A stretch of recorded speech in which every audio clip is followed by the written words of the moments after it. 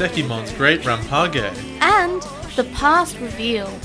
or The Revealed Past, Heartless, Gizmon at. For DigiNews this week, first up, I guess we have some sort of exciting news, which is, it has possibilities to be exciting. So Appmon is getting a French dub called Digimon Appmon, and also there's a Cantonese dub called App Generations. And May's like, I don't know if it'll get an English one, No, though. I didn't. It totally got French. I don't know. No news about English. Maybe there won't be one. That isn't what I said. I said, well, I better learn French. Yeah, exactly. Better learn Which Cantonese is and the French. implication that you don't think that English will get one. That was a joke. I mean, it is strange that English doesn't get one first, because I'm pretty sure that they are usually the first ones to get the licenses of things, and they haven't had any say whether or not they're even going to get the original version with English subs on Crunchyroll or whatever. So it is strange, but of course we're going to get a dub, and I'm pretty sure we already have an actual logo for an English version of Digimon Universe Apply Monsters that was just made. We're not doing LostinTranslationmon. We're not or going LostinTranslation. We are not going to learn French or Cantonese, because I want to learn Japanese. LostinTranslationmon. That's good. That's strong. That's good. Really good. That's pure. And for LostinNewsLatelymon, there's some blog stuff, so there's lots of upcoming reviews that I've been writing for Digimon stuff. So far I've released a review for Digimon Lynx and Digimon Cyber Sleuth, and as well as Totally timely, by the way. a review of the outdoor bags that we have. So there are two of them, and Outdoor's the brand, and there's like this backpack one and there's a tote bag one. So I did a review on those, so if you're interested, check them out. I'm sorry that my writing style is absolutely terrible. And also the Cyber Sleuth one I actually wrote like over a year ago when Cyber Sleuth came out. So, might be slightly out of date. It's no one's fault but your own. I wanted Jay to proofread it, and then when I said, hey, can you finally proofread it? And he says, well, no. I was like, well, no, because I'd proofread something else and I'd given you like constructive feedback, and you said, I don't care about that, is the grammar good? And I'm like, why would you wait so long if you didn't care about anything but the spelling? Just look at it again. What'd you give me constructive feedback for? Your Japan post just before it. No, you said it was too long. Yeah, I did. And That's constructive. And I said I'd already split it in half. Well, it's constructive. My Japan post's always long. I told you what to change. You said, I don't care. And I was like, well, fine. For more Lost in News Lately, I will be on the With the Will podcast Sunday morning, which is our time, which is now 8 a.m. our time because daylight savings happened. So we should come on and check that out. It'll be on, I believe it's 2 p.m. Pacific, but I don't know because that's a time zone and time zones are scary. So we'll post about it. And with the Will. Ramen. Sorry, I'm busy looking at this pop-up shop menu again. So yeah, I sent Jay the Anion pop-up cafe menu, and because I said, hey, I want to try making some things. Any of these stick out to you? What you haven't talked about yet? Why haven't you talked about Patamon in a hat? Oh, I didn't think you cared. He's wearing headphones and a hat. Yeah, they're all dressed up. No, they're not. None of them are dressed up. Meikumon is wearing a little hat in hers, I think. Okay, yes, she is. But like, who cares? And Tentomon has a bow tie. Yes, I think Goemon might be wearing something too, but I can't remember. It doesn't look like it. He looks like he's just holding a menu. But yeah, so I also Can't just get away with Patamon wearing a hat like that. Also, have you seen the pancake? It's adorable. Was that what that was? So this is another thing that I want to start doing on the blog. Would you call that a pancake? It's a Japanese style pancake. Weird. But when we talk about pancakes in Japanese style, we're either talking about okonomiyaki or we're talking about big fat things stacked on each other. Too fat. I want this ramen though. Jesus, it looks really good. It also has a little message from Goemon. Oh. Yeah, it's really cute. The Goemon's ramen is also what I want to make. But anyway, so I would like to do some blog posts about recreating the menu items. Binging with Babish or Digimon crap. Most of them are milk based, and Sweet. I'm luck. Slightly lactose intolerant, but I still will have milk.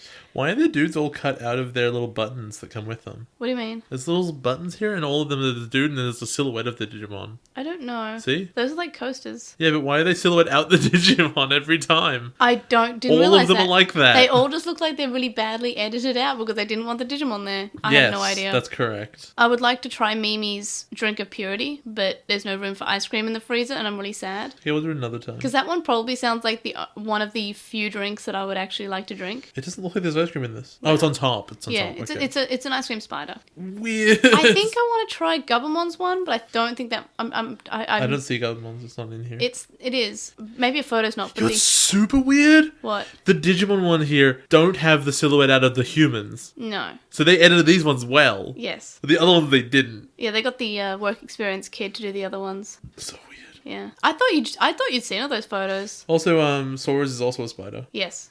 I want Mimi's And they have parfait. little wings for Patterns. Hold on. Yeah. Stuck But into dude- what appears to be a marshmallow. No, I definitely showed you the Mimi one because It's that marshmallow with wings. Yes, it's her jelly bean like parfait thing, I had seen and it, it comes with bacon wrapped around asparagus. I wondered what that was on the side. Mm-hmm. Wow. Because Mimi can't cook. It's the thing, remember? Yeah. They all I sound very remember. interesting. Also, Goemon's one, it looks like just bubble tea. I love how Ty's takoyaki's in all of them. Like, Yeah. it's the 3 different versions of this image, and Ty's stuff is in all of them. Yes. And But also the takoyaki's good. Sounds good. yeah, probably. You even have the thing that makes it. Yeah. But the, with the funny English. I wish we had that automatic one that just does the whole thing for you. Yeah. It's so stupid. But that, Sorry, we've talked about food for too long. yeah, we're talking about food for Continue. too long. But to be fair, it's Digimon related, so it's fine. So yeah, I'll try and make this stuff for you at some stage. That'd be really exciting. Whose thing was omurice? I didn't see it. That was Tailmon's omurice. There may not have been a picture, but it's basically just like it's got corn chips on it, and it's got tomato chips? Yeah, to be the claws because it's made up to look like Tailmon's paw, Oh, that's cute. and it's got tomato sauce to be the signs. I'll find a picture of it. There is a picture. I Because just may not have attached it to the email that I sent you. There's Mimi's thing, which is some kind of dessert. Can't really tell you what it is. Oh, the jelly bean thing. No, Mimi. Sorry, Kari. Oh, curry. It's this thing. Oh, that's the thing she wanted Taichi to buy from the convenience store in the first chapter of Try. Right. Which is just like, oh, okay, well, to make up for it, you'll just have to get me this deluxe thing from the convenience store. Fair enough. I don't know how to do the salads. I don't know how to salad. Well, the Talmon one has a potato salad, and that's the best salad. No, I mean like the Mako one has just like lettuce and a carrot, and I'm like, Oh, that's just miscellaneous salad. who cares? Whatever. I will make this though. I'll Yeah. make bits and pieces of. I'll make the whatever. omurice. No, I'll make it. I'll save you. Okay, you'll save me then. I will help you out and stop you from hurting yourself. Cool, because I'd like to do like reviews on them. Okay. And maybe we can make the drinks good. It's just gonna be really embarrassing when I don't make them well, and then you're reviewing food that isn't from the pop-up shop. Yeah, but I mean, I'll say we're trying to recreate it. Okay. But yeah, it'll be an interesting thing. Anyway, last bit of Lost News LiTymon. We got some actual physical mail from a listener. So thank Yeah. you, Eugene. So Eugene bought something on eBay and then shipped it to our address. Yeah. So we're going to be opening that and I will show you DigiWorld. Which and is we'll be talking a about it. long lost segment on this show by now. Yeah. I can only assume because you ran out of stuff to surprise me with. Yeah, because at a certain point, you're just kind of like, you're watching Digimon and you're experiencing things from the thing. Also, suggestions are open to Patreon supporters. We've established that I have a more encyclopedic knowledge of Digimon than most fans do at this point. Yeah. It was fun at the start, though, when it was just like... What the hell is that? You were new to so many things, so I showed you like a... What's this big robot penguin? The Kids in America music video. The Brazil opening. The Brazil a opening. classic. I made you raise a V-Pet until adult form. I want to die. Yeah. You got Garurumon, though, which is one I could never get as a kid. Yeah, you got- thought I cheated.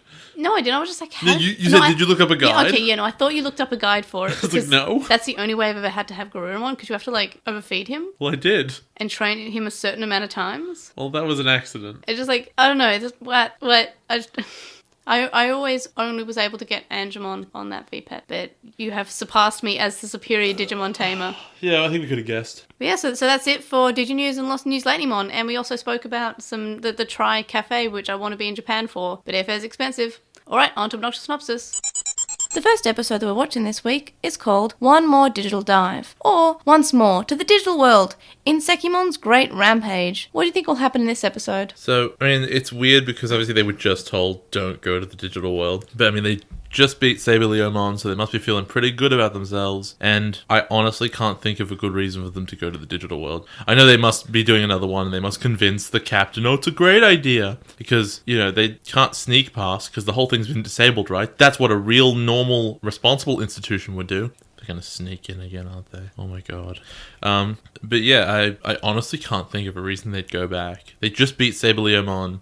I guess Gotsumon got away, but do they really need to go fight him? I guess they know there's like a war declared, but I can't really figure it out. Maybe the science man says that they need to go back? Well, do you think anything will annoy you in this episode? If their reason for going back is really stupid, and like, I maintain that Gotsumon's whole like, give me Ikuto thing was you could probably trace every bad thing that happens from now on back to that decision, because the humans would have just said, okay, fine, we'll just disconnect the two worlds if he'd not said that. And this is probably going to be another situation where someone makes a really stupid decision and just the war goes on when it really didn't have to. So do you think it'll be a good episode? Probably not. What do you think are good reasons for them going back to the digital world? Like, I'm just trying to reason it out there, right? And they've obviously expressed in the past that they go after Digimon in that world when they might spread some kind of negative message. Like, they went after the Drumojimon, killed him, but left his egg there. I don't know. Which is amazing because it must be the only Digimon that ever made it back to the digital world in the last 10 years for them to have made that policy decision. But that was their reasoning then. And the only one who got away, they all got sucked into a big portal, but like the only one who got away that you care about is Gotsumon. But he can't be worth taking the fight to them for. The only other thing I can think of is Science Man's like, well, we're going, and just makes a decision. But it just doesn't seem like that's what would happen. There aren't a lot of good reasons I can think of. What rating do you think you'll give this episode? Look, I'm thinking you give it a 5. It gets an average. I don't think it'll be bad. I think it will be... And the other thing I guess I will be annoyed by, I'm sure, is either... Because it can go either way. Either is that's a hilarious pushover, and they said, no one's going back to the digital world now. Fine, you can go back. It's the same day, by the way, as far as I'm aware. No? Oh, no, there's been a couple nights where he's hung out with Ikuto. Yeah.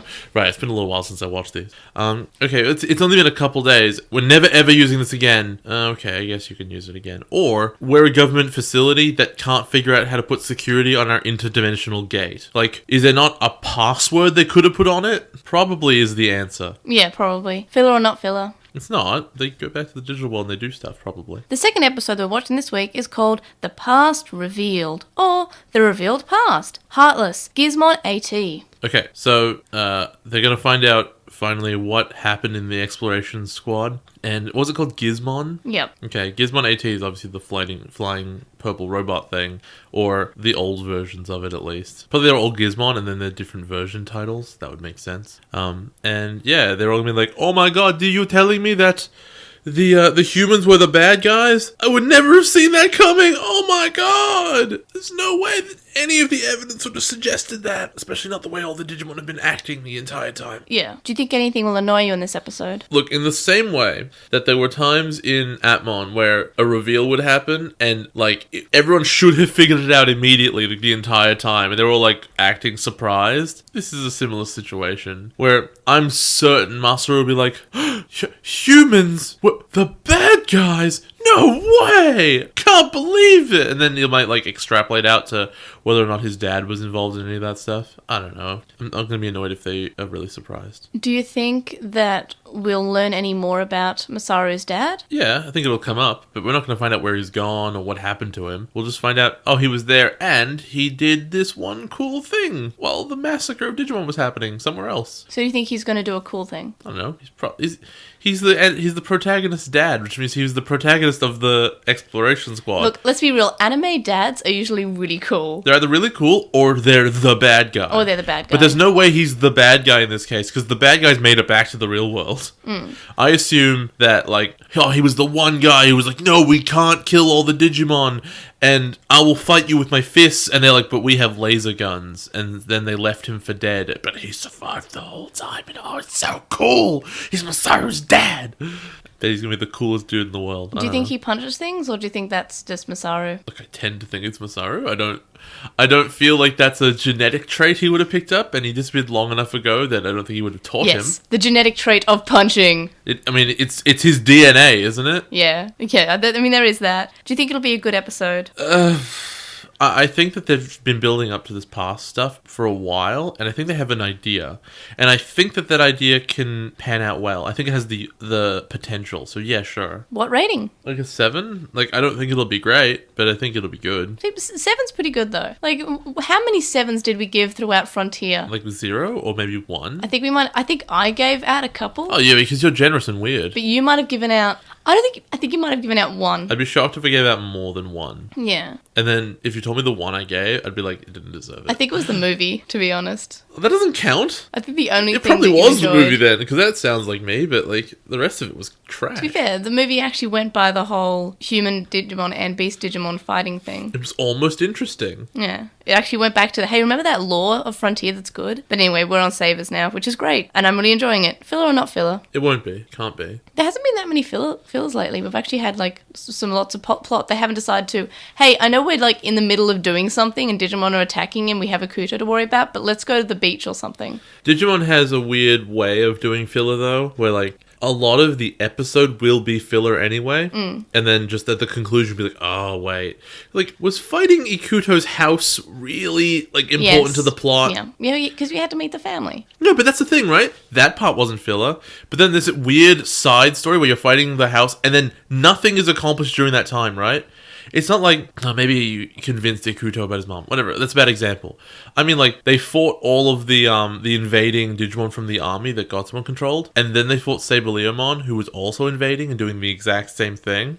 And the result of both of those was Science Man coming in and winning the fight for them.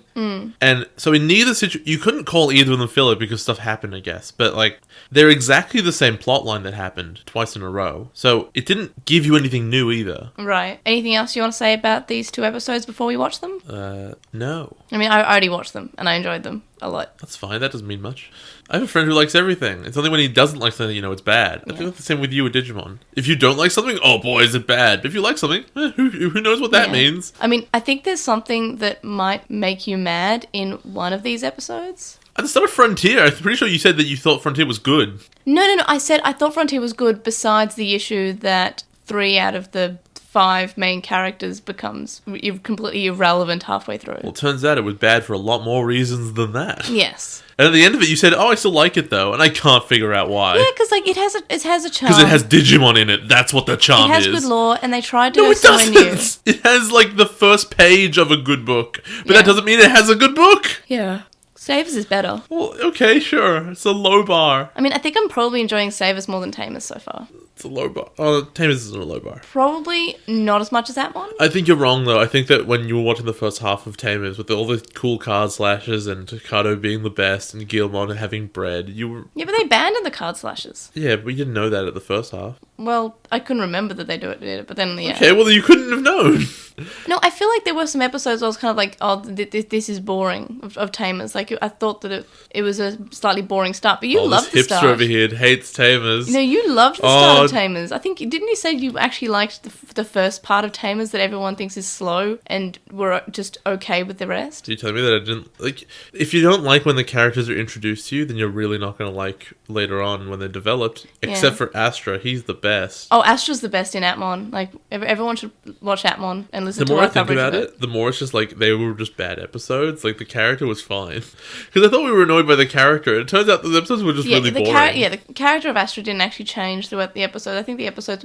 But the thing is, the episodes weren't bad. Like, yes, they were! No, but they weren't the worst. He met Yushima in an alley and he's like, my heart beats at the right tempo. That was stupid and nonsense. Yeah, but they weren't the worst episodes in all of Digimon. It was pretty low. It was like the bottom 5. So, in all of Digimon, I meant. Oh, fine. Wow, your standards are so low. It's unbelievable. Like, I think... Well, it wasn't the worst thing the franchise has ever done, so it may as well be amazing. I think they're still better than a lot of episodes in Frontier, maybe 02. Okay, it's in the bottom 10%. But the point is, Atmon Wait, no, it as can't a be series 10% because Frontier is all the way at the bottom. Atmon as a series, at the very top. Yeah, absolutely. Like, no contest. Everyone watch Atmon. It is actually amazing, and it's sad that Try isn't as good, or probably any of Digimon lately. Move, Mako, get out the way. Get out the way, Mako, get out the way. I'm so sad. Let's go to the show. All right, let's go to the show. On to the show. This week, we will be covering both episodes as one episode again, which seems to be happening the past few episodes. I think maybe 2 episodes ago we didn't, but this one we are. So, episode 23 starts off with Akuto watching the rain, and he remembers being told by Saberleomon that he doesn't belong because he's just a human, and he wouldn't ever understand being a Digimon. And then we get the intro music, which is probably the earliest this season we've ever had the intro music. I feel like the next episode happens immediately. I don't remember. Like, it goes recap, intro music, go. Okay, I think it's because they don't have much time, because they're like, we have actual plot, we have to like put it somewhere, we don't know where to put it, there's no break, so let's just put it at the start like a normal anime. Alternatively, there is a really, really slight possibility that I thought that this flashback here at the front was probably part of the recap as well, and I just skipped it. Because I don't remember this bit. Oh, it was really sweet. Yeah, I don't care. Well, it actually led in straight from the recap, because it was the recap of Saberleomon yelling at Akuto, and then we have Akuto remembering what Saberleomon said. Yeah, we see that later. Also, what I noticed in the intro, and I'm not sure if it was next episode or this episode, but we'll cover it now because we're covering both the episodes. So we actually have slightly evolving credits, the silhouettes of the perfect levels, and this is probably a couple of episodes ago, so I'm only just realizing it now, but we now have the actual actual perfect levels rather than just silhouettes.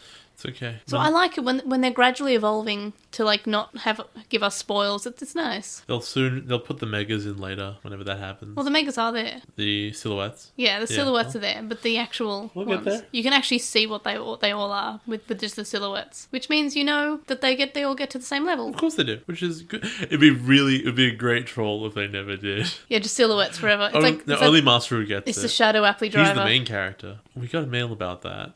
Oh yeah, an interesting one. But we'll talk about that in Postmon Pat. No, it's annoying. I'll cover we'll cover it in Postmon Pat. Unfortunately, we can't talk about Atmon in our main show as much. We're allowed because Atmon's the best. We can do whatever we want. Please watch Atmon, please. If you're listening to this and you haven't seen Atmon already, please give it a watch. It deserves everyone in the fandom to watch it. Even Jay likes it. I was talking about the podcast with someone today, and I said I do this podcast, and I should send them a link to it, and they go, "That seems interesting." And go, "Yeah, Digimon's crap." Who was this? Oh, someone I play Magic with. And I go, but... You're playing Magic with someone today? Not today. Someone I do play Magic with regularly. I thought you said today. And I was like, but you know what? The latest thing that they've done, Atmon's probably the most worthwhile thing they've ever made. So, I don't know. If it's something that... if you've never watched Digimon before, this is probably the way to go if you want to go from nothing. And he was like, yeah, I don't really have time for that. I'm like, oh yeah, neither does anyone else. Well, Atmon and V-Tame are probably two of the best things that are in the franchise. I guess Tamers also. And Savers. I really like Savers. Manga's weird, right? Because you never recommend manga to anyone. It's just a thing you know is good. Who recommends manga to anybody? People who like manga? No, they don't. They say, I like the manga, and then they sniff their own farts because they're so smug. That's it. Yeah, that's what it is. Nah. Yeah. Seriously, think about it. Everyone says you should watch this show, you should watch this show, and they're all great. They all recommend them, right? Yeah. Even like comic books, people say this one's really great. Manga, it's more of a this manga's the best. I've already read it. I have every volume. Those are delicious. Well, you get more content with the manga. See how you can't tell me that I'm wrong because you can't think of a single time? No, because, I would recommend the manga of Nana because there's more of it. But also I wouldn't because the anime was like, we'll just stop at this point after 50 episodes because we know that the manga has no ending. The mangaka got really, really, really sick. Like, I think she has cancer. Oh. And then she just lost motivation to finish it. That sucks. And it's really sad because it kind of ended on like a moment that you don't want to end. Nana's great. Did they ever explain what was going to happen? No, because she wants to come back to it. She keeps on going, I will come back to it eventually. Oh, well, you know what? She better have all of her notes written down like Robert Jordan did. Is he the Tintin guy? No, he was the Wheel of Time guy. Oh, right. He died before the last book. Imagine, this series at the time was 11 books long. Woof. Imagine reading all the way up there and the author dies and there was no contingency plan. There was a contingency plan. It was probably one of the best contingency plans there ever was, which was he knew he was dying, so he made I think he did it himself. And he's like, I know I'm not going to be able to finish it. I will call and choose my own ghostwriter for the last book, and I'll give them all my notes and give them detailed plot understanding of what happens. And then he passed away, and then the writer who he passed it on to says, okay, I have everything, I will now write the last couple books. Right. Which was great, and I quite liked them. Aren't you worried about that having to get in Game of Thrones as well? You see, the thing about Game of Thrones at this point is it has become such a big thing, and the show is so far ahead. Well, I think the show tells us what the ending is next year. Yeah, but I think he told them what the ending was, right? Yes, he did. He told them that like 3 years ago. Yeah. And what's important about that is there's no longer going to be a possibility where we are left with, we care about Game of Thrones, but we don't know what happens. We will know what happens. It might not be in all the detail we would like it to be. It might not even be exactly the same as it would have been on paper, but we're going to know. We're going to have a conclusion, and that will be good enough. At Dats, they're discussing about why the egg disappeared and how this wasn't normal. Then some army men come in, and Kurata mentions that the dive is fixed. Okay, but what's important is they also say they have a picture of the robot. Yep. Right? And they go, what's that Digimon? I've never seen that thing before. Okay, this begs a lot of questions, and it's going to be the first of very many I have. And almost all of them stem from the fact that DAT is a government agency, right? Yeah. Okay, so it should operate a little bit like a government agency, or at least like the police. Yes. Okay, which means they would have records, they have a budget, they have other departments, they have people who work there for many years. Is that all correct? Right, yes. Okay, so the captain has been there since the very beginning of DATS. Yes. Is that correct? Okay. But we know that because we were told in this episode, in the last episode. What is, I can never remember his name, what is Science Man's relationship with DATS? He was Masaru's dad's assistant. Okay. And Masaru's dad was a professor. Okay. And he wanted to study the digital world. Okay. So, given what we learn next episode, or this episode, how he has all those robots, how did he make those? With government funding, by any chance? I just think he made them with science. But he has to hire people as well to hold guns. So he can't, is he independently wealthy? Like, he's never established that. So presumably he did it as part of the government. Did he do it as part of DATS? If the captain had walked in 10 seconds earlier to see the robot picture on the screen, would he be able to say, oh, that's Science Man's robot, I've seen that thing before? I don't think he has seen it before, though. No one's asked him. Because he came in independently. No, but he came in and the thing was off the screen. If the kid DATS agents had asked him, hey, what's the deal with this, would he be able to answer them? I don't know. Now that I think about it, no, like, Science Man isn't part of DATS, although the next thing that happens is really silly. So, go on. He comes in. So he comes in with all these army men, and he says, I'm going to the digital world because the Ministry of Confidentiality has ordered it. And then we get a flashback, and there's some newspapers that say that monsters have appeared, and the government knew the whole time, and they've called for an emergency conference. And I like this, because it's actually saying there are monsters, the government knew. It's not just saying, oh, yep, whatever. How could DATS exist if the government didn't know? I know, but no, but there's some newspapers that say the government knew. So they are telling everyone that the government knew. Oh, you mean like it's like a conspiracy? Ah, no, the government always knew about the monsters. Yes, but I like it because it's not just like, they're not just trying to cover it up or acting like, oh, humans are stupid. Like, in Digimon Adventure, they never really, like, between Adventure and 02, there was the world in the sky and a bunch of monsters coming down, including basically a demon, and nobody remembers it, and nobody even reacts to it. You would think that the government, what with them having an actual ministry of confidentiality, or department at least, that they would have censored the newspapers, because that's their job. You know what's not their job? What? Military invasions of other worlds. Yeah, no, that's fair. So what happens? I know, I like this. I like this newspaper. But however, in the dub, it's cut. The Japanese is... Well, it's not cut, but the Japanese are just replaced with solid black lines. Here's a newspaper. It's better than the screen of Fuamon, which was just squiggles. They just look like from Microsoft Paint. They left that in the last moment and said, oh no, we left it in Japanese. But there's still like... I don't know, because it's too close for it just to be solid black lines. But I'm trying... it's better than squiggles, but it's still like... Why couldn't they just leave in the Japanese? Because you can't... We're pretending it's not in Japan, May. If Japanese actually ends up on the screen, it will scare the children this is not aimed at. Like, there is so much Japanese that they're just... The majority of Japanese, I think there might be some katakana on Kurata's microphone that's left in. But besides that, all the Japanese in Savers is cut. Like, it's not like, oh, what's this digicode? Oh, it says nade nade. I love that. It's the worst. Like, what is this strange language? Never seen it before, neither will we ever again. And we find out that they're basically just gonna destroy some Digimon. Okay, so basically, the Minister of Confidentiality, whose job is to maintain confidentiality, a job he's just amazingly failed at, not even necessarily his fault, but it's done, right? There is no more confidentiality to maintain. Yeah. Okay, so this minister shouldn't have a job anymore, because what's the point of him being there? Second, the captain says, I don't want to invade the digital world. That's a crazy thing to do. Why would we do that? Yes. And the minister says, I'm overruling you. We're going to do it. And the captain, apparently, has to roll over and just do it. So I have a question for you. Yep. Why did they just pick and choose when the minister has authority and when he doesn't? Okay, no, I see your point, because you're right. With the Ikuto thing, they just said, well, I guess we've been overruled. So here's the thing, right? They said with the Ikuto thing, this is DATS' jurisdiction. So there are times, arguably, I guess, where DATS has jurisdiction over something and they make the decisions and the Minister of Confidentiality doesn't. Why would it be the guardianship of a random child be DATS' jurisdiction and not dealing with the actual invasion of the digital world? Because you know what doesn't matter if it's confidential or not? What? Military actions in a different dimension. Okay. That has nothing to do with the entire department. And furthermore, the minister's an idiot. The best line in this entire episode, it's the best because it shows how badly written it is I've written it down. Is it the English one? No, it's here. Okay. We have to think of... no, we need tactics. We have to think about this. No, it's time for war. Is war a thing you don't think about at all? Apparently not. You just charge straight forward into the portal to the other dimension against the otherworldly monsters you know nothing about? Wow. Like, the only thing that makes this story even go, right? Because this scene is pivotal for the next 2 episodes to even happen, is that the minister has to be the biggest idiot in the world. And he's not a real person, right? There's nothing about him where you go, yeah, that could happen. I understand his character and the reason he does these things. Yep. He's just a moron who's driven by the script to just do whatever is necessary to put the science man in the advantageous position. To be fair, Kurata's kind of just saying, hey, why don't we just talk things out? Even though he obviously doesn't have any intention to talk things out, he wants to go there to kill them. He just kind of like, he told the Minister of Confidentiality governor guy that, which is his full name, full title. They call him the governor. The governor of what? He's the minister. That's what they've been calling him. In the dub, he's the governor. You can't be both. No, they say governor in the translation says governor. Yeah. So maybe that's a thing.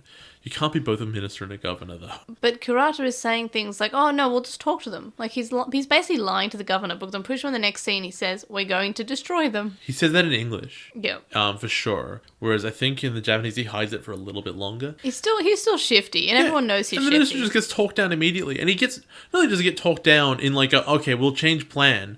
Oh, also the guy who told me that idea, what do? You're a scientist? Okay, go lead this military expedition, because you seem qualified for that. He becomes the commander of DATS, which you can just say, oh, the governor's stupid. You know, he's not the commander of DATS, he's the commander of this expedition. For no reason. Of this DATS expedition. Why does the minister have this authority? He doesn't even work for DATS. He's worked with DATS in the past, but he's not employed by DATS. So for him to all of a sudden he's just a guy. Like, wouldn't you want Satsuma to be the commander of the expedition? And a better question, I guess, is going forward, I never even asked this question. Whose soldiers are they? The Ministry of Confidentiality, I guess. The Ministry of the Minister of Confidentiality / the Department of Confidentiality shouldn't have armed soldiers with laser guns. Okay. Well, they're regular guns, but in the dub they make laser gun noises. No, actually, they're lasers. They make paint gun noises. No, they are lasers. Oh yeah, that's right, because they shoot. They're anti-Digimon lasers. Yeah. Which, by the way, how does the captain not know those exist? I don't know. His job is fighting Digimon, and the government has anti-Digimon weaponry that he's never been told about. Well, it could just be It's Kurata. been 10 years. Kurata could have just designed these guns. And manufactured them with what money? And distributed them to these mercenaries with what money? Or soldiers. These soldiers didn't tell anyone. They didn't report back to anyone. They don't store them anywhere. He's a very good scientist. He makes a lot of money. The point is, I don't know. And also, this plot completely falls apart if you think of any detail in it. Even 10 years ago, he also managed to pull the army out of nowhere. Yes. It's like a magic Isn't that trick. confusing? Look what was in my sleeve. It was an entire army. Are these all... Also, I'm pretty sure in the flashback later, because he runs away, right? Because he's a huge coward when he gets confronted by Mercurymon. Yes. When he leaves, does he take the soldiers with him? I think he doesn't. Who cares? Which means presumably like 10 people died in that expedition. How come he's never been brought taken to task for all of the fatalities on his random expedition he went on? What if they were also just robots? They have faces, don't they? They're robot faces. No, they have like a thing, but don't they? You can see their skin on like their neck and hands and stuff, the right? the skin's on the robot. Okay, well that's a different that's a different show. It's a horror beast. I don't know. Yeah, you can say what ifs for everything. What if they're all just illusions and all the Digimon aren't actually dying, they just think they're dying?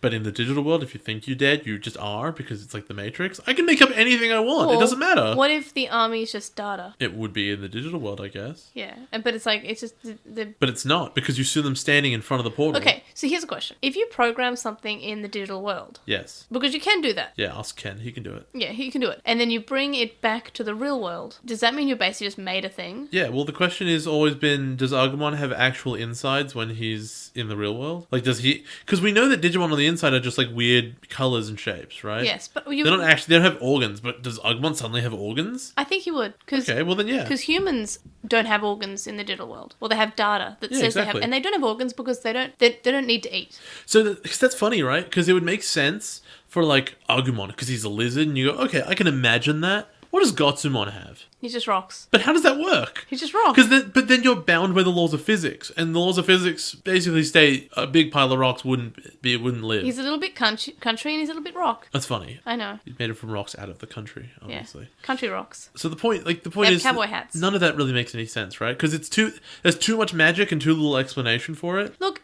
to be fair, it's a show about you go into your computer and you find a lizard who breathes fire, and also he's your best friend. Yes, you're but destined to see if the him. explanation is it exists in the computer, which is such as Tron, right? There are other stories that do this. Uh-huh.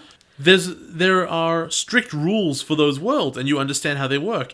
And the whole point of it, it's in the computer, not it's in Narnia, is it's a sci-fi story, not a fantasy story. There isn't magic. Magic doesn't exist. It's a sci-fi story. So there are rules. Right. But if you think about why this random scientist, who was an assistant, by the way, he wasn't even such a good scientist that he had his own company or anything. He was a dude's assistant. And 2 weeks later, he brought out a band of soldiers who have laser guns. How did any of this happen? What if he basically just stole from Masaru's dad? Why would Masaru's dad have made anti-Digimon laser guns? When they went into the portal, they didn't know what they would find. Maybe he stole his technology and his funds? I don't know. What technology? They'd only met Digimon for the first time. But we don't know what he had at the lab. They don't know what Digimon are when they first meet them in the portal. And then by the time they do know, how would you know how your laser guns will work on them? Okay. They have no way to experiment with that. I think it's fine. Why? Because it's Digimon. It doesn't have to make 100% sense. So what you're saying is it's fine because you don't care. You're allowed to say that. You're allowed to not care. But I'm telling you that the entire plot is baseless. I mean, it's a kid's show. How much sense do you expect it to go? Look at Steven Universe. It's totally consistent. It's consistent in every way. Every character's actions make rational sense because of the way that you understand them and they've been built up. You understand all their backgrounds and their personalities. Right. If someone does something, you understand, okay, it's because this planet is backing them and giving them this technology. I understand that. Oh, it's because they found it over here. I just don't think it's that much of a big deal about where he gets all these funds. No, but it's not something that's important to the plot. It is important because if the government knows about it, the captain should know about it. If the captain knows about it, he would advise these kids about it. In which case, if they are Digimon sympathetic, as we know the captain is, he would never let this go ahead. Instead, he just founders about like an idiot because he doesn't know what the science man's plan is. And what's wrong with that? Maybe he's not as high up as we think. Maybe he's just the... It's not about his authority. Sorry. It's not about his authority. It's about Masaru and Yoshi and Toma have no warning whatsoever of what's coming. They're totally shocked when the lasers come out. But they should be able to be warned because all that information should be there. I just don't think that DATs are as high as we think they are.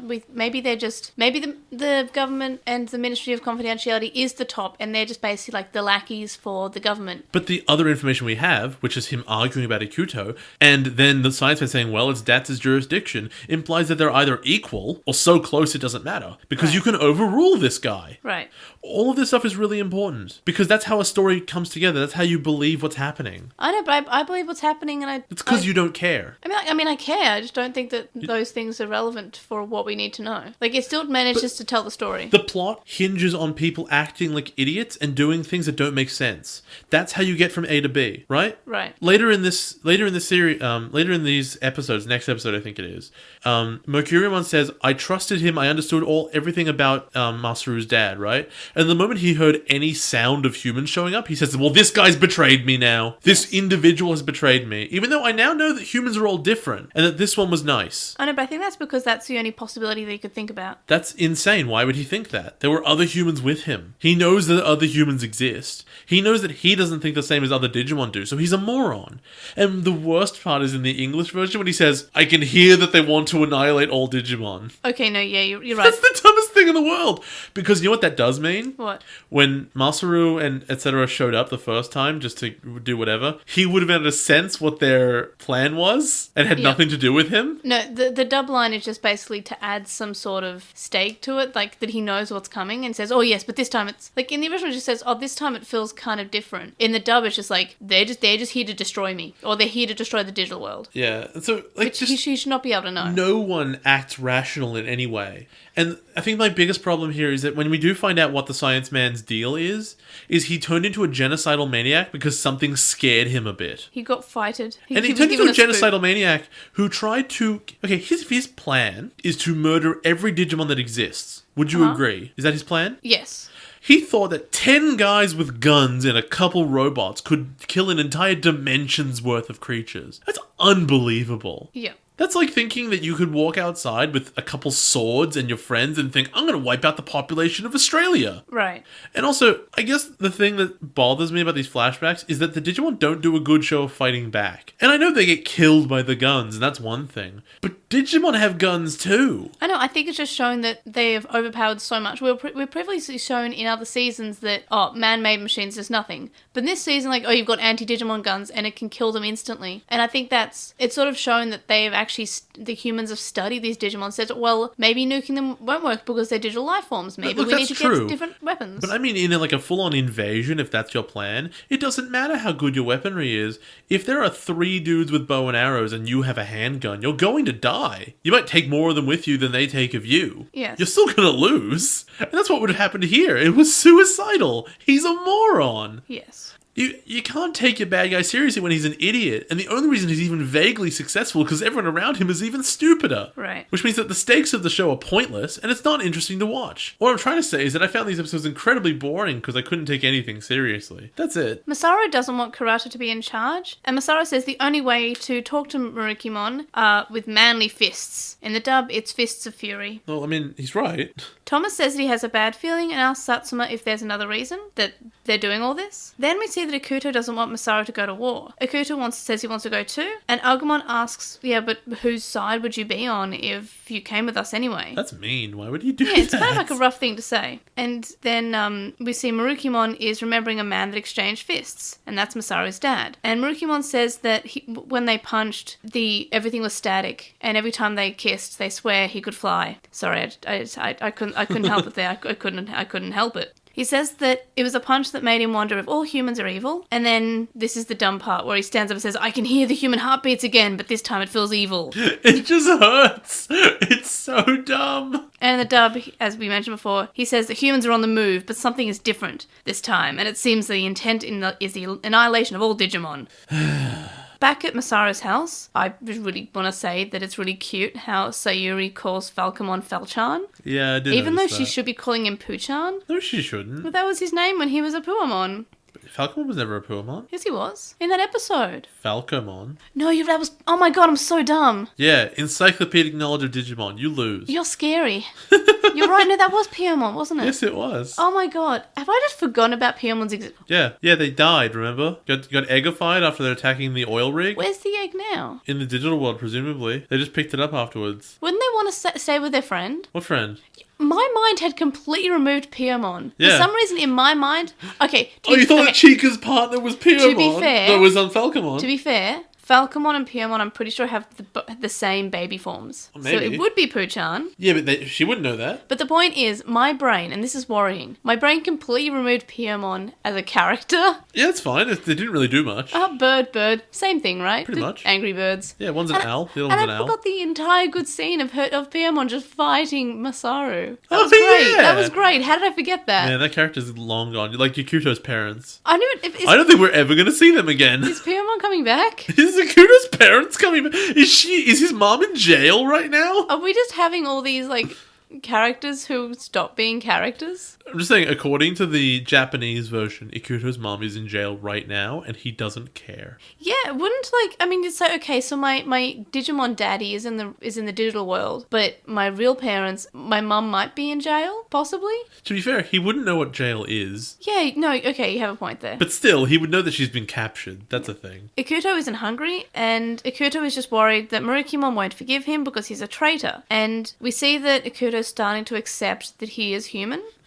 I wonder, why does Ikuto still dress like this? I don't know, it's adorable. Shut You up. think that Sayuri would get him new clothes? I know, but it looks cute. That's fine, but it's gonna get smelly at some point. Does he have a change of this exact outfit somehow? I don't know. I just think, well, Chica How did... is he reapplying his Remember, face paint? Chica did say that he stank. It's true. It's probably because he doesn't wash his clothes ever. Probably. But he probably never had a bath until that moment. No, he probably has. Did Digimon bath? Maybe. I There are don't- rivers around. The only time we know of Digimon who may have bathed was in Digimon Tamers in the Barbamon and Digimon house because they had, baths in their house, but the humans used that. I'm 100% we've seen those before in like other places as well. In the Pokemon village, I think, Mimi was like taken away by some Pokemon and put in a bath. Yeah. But we've only ever seen the humans bathe. We've never seen like Digimon saying, I'm going to bathe because I smell. I know, but it is implied that it happens. Do you sweat in the digital world? Probably not. I mean, if you don't have organs, right? Yeah, but you don't need a drink, right? So where would the water come from? Right. No, good point. In the dub, Keenan says that his heart is Digimon even if his body is human. Human. Which is what he says. And it's really I starting love to annoy that you me. didn't know that and you'd watched it before. No, I've never seen the dub before. Oh, right. This is my first time watching the dub, so I only realised him saying this is human. But I think it's just becoming more obvious because he just says human about 12 times a sentence. These past few episodes, he just says human more. He's only got about as many words in his vocabulary as he has fingers and toes. Good point. Gotsumon shows up, and Kurata says they want to talk, and this is in the digital world. Then Azudomon shows up, and he sets Agumon's ice on fire. In the dub, of course, Azudomon is yelling his attacks. Also, he has Chrome Digizoid. Yeah. Welcome back! Yeah, look, I'm glad the dub brought this back, because I'm pretty sure this has been mentioned once in all of Digimon, and it was in Digimon Adventure, and maybe a few times after that, but limited amount of times. It's such a random The English thing. dub keeps on bringing it back every season, multiple times, and I like that, because you know what? A problem I have with Digimon is that they have a habit of introducing things that happen but never addressing them again. Hey, do you remember War Greymon's attack, the Dramon killer? Yes. How come we never use that ever again? There wasn't any Dramon to kill. How come we didn't use it in Try? You know, when he was fighting Metal Seedramon. Because he just turned to Omnimon instead. I know, but just... And all those, like, the ability that the crest had to wake you up if you were put to sleep by a demon. Oh, yeah. All these things that were just sort of How many times brought is up. that going to happen, though? Probably a lot more times than you'd think. So, there's a line here which is really silly in the English, which is I brought you here to beat these guys, right? Yeah. Okay. Which is very evil, considering he just basically said, don't worry, we're just going to talk to them. He told Masaru and Co, hey, it's peace talks. So in the English one, he's telling them, we're actually here to fight. We are here specifically to fight.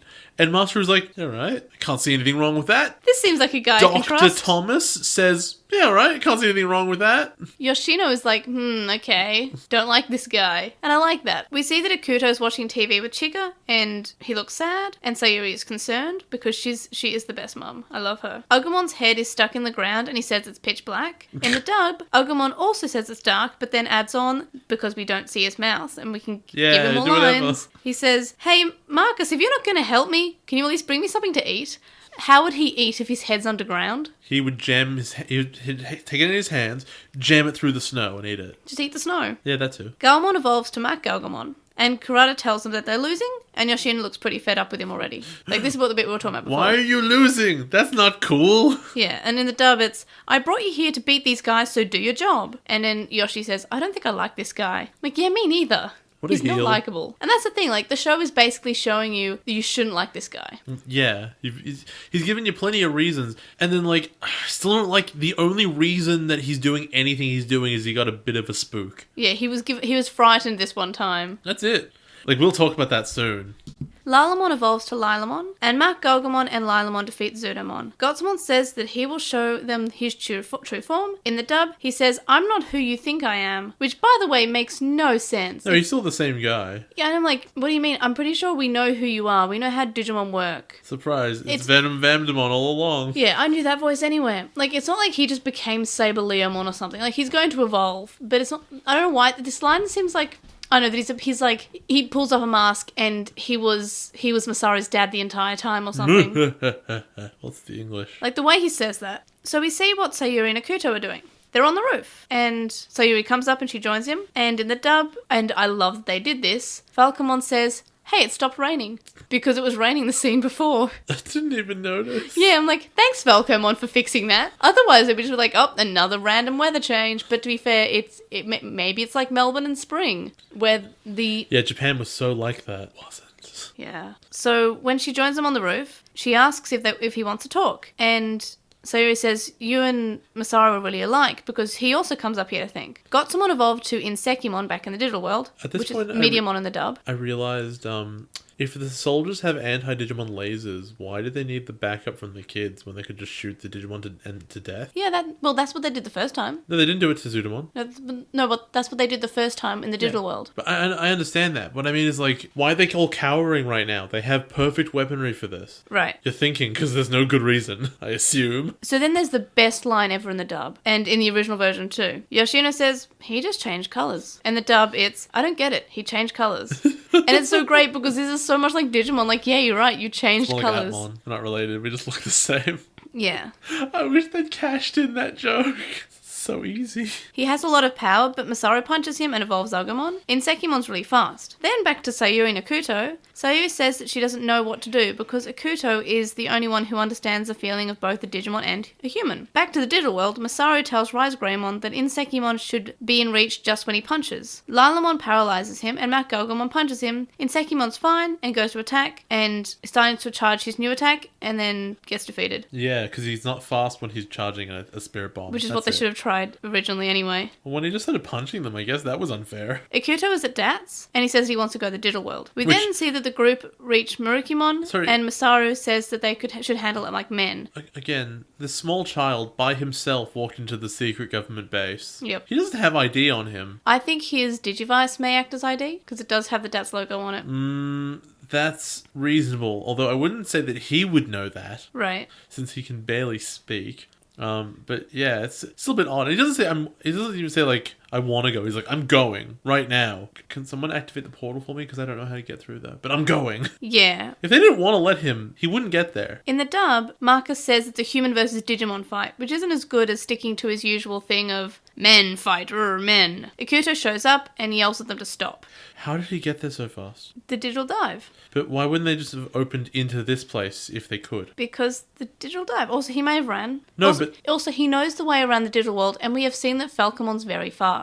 But we saw him getting into the portal as they arrived in the throne room. Yes. They had been in there for 30 seconds. He's very fast. To be fair, we know that Falcomon's fast, though, because we saw him I making the don't care fights. how fast he is. If they started like a half a day's walk back, it doesn't matter how fast you are. You're not getting there in 30 seconds. But he's very fast. If you're that fast, you're splatting up against the wall. Like, it doesn't matter. Episode 24 starts off with a flashback, and it's Frigimon finding Akuto and nursing him. So you missed one thing. What? In the English, in the first episode here, they end with Mercurymon saying, like, I knew your father well. Where, like, he only mentions that in the second episode, and that's when Masaru looks surprised. You knew my dad. But he mentions it earlier in the English for some reason, and Masaru has no reaction because why would he? Doesn't actually get originally said. Right. It's weird. Why would they add that? Yeah, no, you have a point. Sorry, continue. So, Frigimon hears the screams of Ikuto's mother calling out his name. And this is how Frigimon found out his name, which I believe was a question that you asked. Like, how did she know that how did Akuto tell Frigimon the name if he was newborn? Like, I'm pretty sure you asked. That is really fair. Like, and they explained it. They said, oh, well, of course. And they already showed us that she was screaming into the open portal his name. That's true. I would question how sound waves move through a portal that digitizes things. Yeah. It doesn't really seem like that would make any sense because, like, the particles would have to move through and then sound would have to work the same way. There's a lot of weird physics questions, but I'm not going to say that the whole show falls down on that because whatever, let's just assume it works, right? That's the kind of stuff I'm willing to let go. Where you go, it probably doesn't make sense, but whatever, that's fine. The other stuff is way harder to let go. Yeah. So she has a baby now, and when she says his name, he chills out. And then she takes him back, and Gotsumon's there. But in the dub, she doesn't seem so concerned by the closing portal and the screams. So in the original, she says, well, that doesn't look good. And she says, oh, so I guess you're called Akuto. In the dub, she says, Keenan would be a good name for you. Like, she doesn't connect that they're related. Like she invented it. And it's like, how about if I call you Keenan? Like she's Donald Trump and she invented the word fake. Like, the idea came to her. It just, I don't know, it seems like she's basically just like, oh, well, I guess this is my baby now. You know what this is? What? I made this. Yeah, she's like, I made this. I made this. In the original, she at least says, oh, that the screaming and the portal closing, I don't know what that is, but maybe that's related. Like, she's saying, oh, that's not good. Akuto doesn't want fighting, and asks if he's human, and Marukimon says, yes, you're human. Masaru asks why he sent the order to kill him if, he likes him so much. And Murukimon says that he never made this order. I love this, because this is one of those moments where it's like, they actually talked. Yeah. They talked, and it came to light that all the weird awkwardness that's being had was just because of a misunderstanding. Look, Isn't that great? There's a lot of talking things out in this episode, and that's what I like about this episode. I would disagree. I would say there's half talking things out, and there's another half of talking pointlessly for no reason. No, it's good. No, I'll explain it. I guess I'll explain it when we get there. Right. Murukimon explains that there are many Digimon who are extremists, and Gotsumon was one. In the dub, the flashback that we've seen before returns, but for some reason the dub doesn't cut it, and it's when all the Digimon are dying. And previously basically the same cutscene has been cut before in the dub. Akuto says that he used to hate all humans, but he learnt that humans aren't all evil. Kurata says that they can't be friends, and then the troops start forming around and being aggressive. So he just brings out the science guns now, even though we could totally have done that before. Also, it was his intention to bring them out before. Murukimon recognizes him, and he asks why that they all brought him there. And this is when we get the intro. But we already covered the evolving credits in the last one. Then we get more flashbacks. Gotsumon took Murukimon to see Frigimon and Akuto, and Frigimon says, hey, what's one of the Olympus 12 doing here? What's an Olympus 12? Well, obviously we don't know yet in the show. Was Saberleomon an Olympus 12? I don't remember, but I all know that He gets his own castle. I think that they're all derived from Greek gods. I think. Oh, Mercury. Okay, so it wouldn't be Saberleomon then. No, I don't think so. Does that mean there are 11 more dudes? I don't know if they even show up. Are they the Devas? No, they are not the Devas. Wow, imagine introducing the Olympus 12 like, oh man, we're so gonna have a season 2 of this, and it's gonna be so cool when we introduce the Olympus, like the remaining 11. They're just a Digimon thing. They're just like the Royal Knights, the Olympus 12. They've never been mentioned before. The 7 Deadly Sins. They were just a bunch of Digimon. Oh yeah, the 7 Deadly Sins. No one's ever heard of those before until Digimon invented them. No, okay, no. But in the DigiWorld, there are the 7. I forgot what they're called, but they all represent the 7 Deadly Sins. Are they in anything? They are in the DLC for Cyber Sleuth. Oh, great. But you've seen a few of them. I have. I saw all of them. They all look stupid. When did you see them? You told me about them and I looked them up. Oh, yeah. So we've got Lilithmon. Everyone's seen Lilithmon. Oh, yeah. Yeah, we've seen That's Lilithmon. in one of the shows. What? Is that in X Evolution? No, dude, no. Not X Evolution, I mean Cross Wars. Cross Wars, yeah. There's an X in it. I don't know how they're Is going it to cut her. spelled X Ross Wars? I assume it is. It's X Ross, yeah. Yeah, good. Okay. But in I'd the be dub, tilted if it was with the C. in the dub, it's fusion. That's fine. It's not X Ross. With those tig old biddies. Murukimon says that he wants to cut the seeds of calamity before they sprout. In the dub, he says he wants to put out the fire. Murukimon says that they were never meant to interact with humans, and that Frigimon should hand him over. She refuses, and Murukimon's surprised. Ikuta starts crying, and Frigimon nurses him. Murukimon then says that this is how human mothers act, and then he asks, do you, intend on being this boy's mother? And Frigimon says, mother. I like the sound of that. And then she's like, okay, I will be this child's mother starting now. And it's the cutest scene. And then Murukimon smiles. I thought that was nice. But for a second, I thought they were finally being like, what's a mom? I've never heard of that before. No, she was just considering herself as a mother, which is a concept she shouldn't know. Why does this foreign culture know what these words mean? Also, just as a side thought, because Ikuto was really young and he has no memory of this moment, and Digimon don't know what how it works, and that you have to eat, is it possible that the meal that Ikuto sat down with Masaru's family was the first food he had ever eaten? Yes. Why didn't they make a big deal out of that? That's so cool. I don't know, but no, you have a point there. It's because they don't think anything through. Oh, you shush. They don't. They just assume that Digimon know all the things that humans do because they're human. Why wouldn't they? Back to the present day, Murukimon says that Frigimon loved Akuto like he was her own, and Kurata ripped apart the bond between them. Can I just ask, her own what? Her own child. She can't have children. I know. So how could she do that? If she can't have a child, because children don't exist? We don't actually know if Digimon can reproduce. We have enough. She has other baby Digimon, so maybe she is the Elecmon or the Swanmon, the one who looks after the babies. Yeah, but they wouldn't use the word mother for that. It's caretaker. Yeah, but they would have said that. But it's still the same sort of thing as Elecmon and Swanmon, right? Yeah, sure, why not? They're totally possible. But they don't actually say that she's that, so I'm just interpreting that because there are the other baby Digimon around. And there's also Falcomon, who is a child level, so maybe he's her assistant? Maybe? I don't know.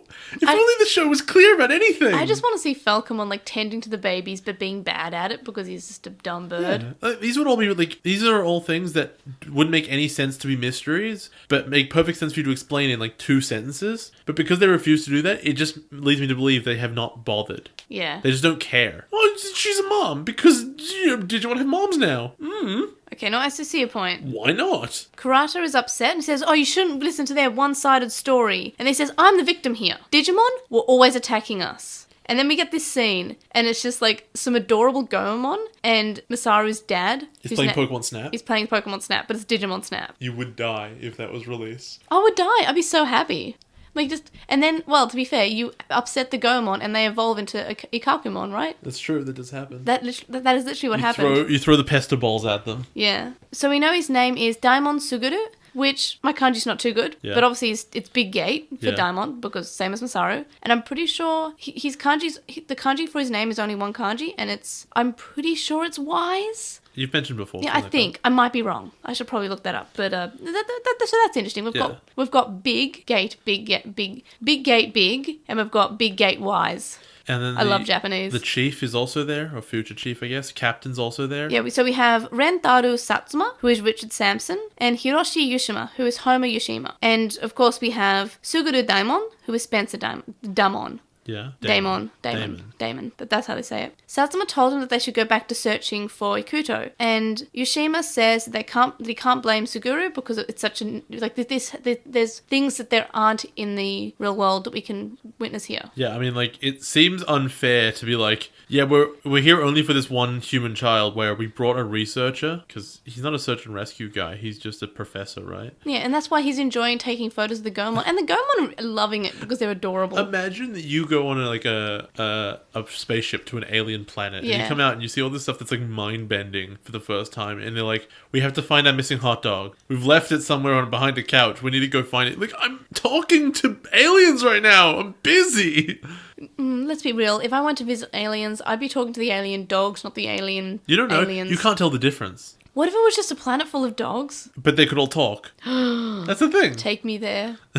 So, the only thing that I can say in Science Man's defense is if this flame dog thing is the first Digimon he's ever seen in his entire life. It's horrifying. No, he didn't look to the left and see the Gomamon, right? If this is the first one he ever saw when he walked into this cave, he would be under the impression that all Digimon were aggressive. Yes. Okay. Also, we don't know what happened before. That's we what I'm don't saying. know if Scary Line was aggressive, Lynxmon was aggressive, or if Kurata pulled out a gun and shot first. It is most likely, given the way everyone's talking about things, that he probably just saw Lynxmon and was like, scary, and just tries to shoot it. Yeah, because Lynxmon could have said, oh, hello, you were in my cave. How can I help you? And then, big fire dog, that's a bit spoop.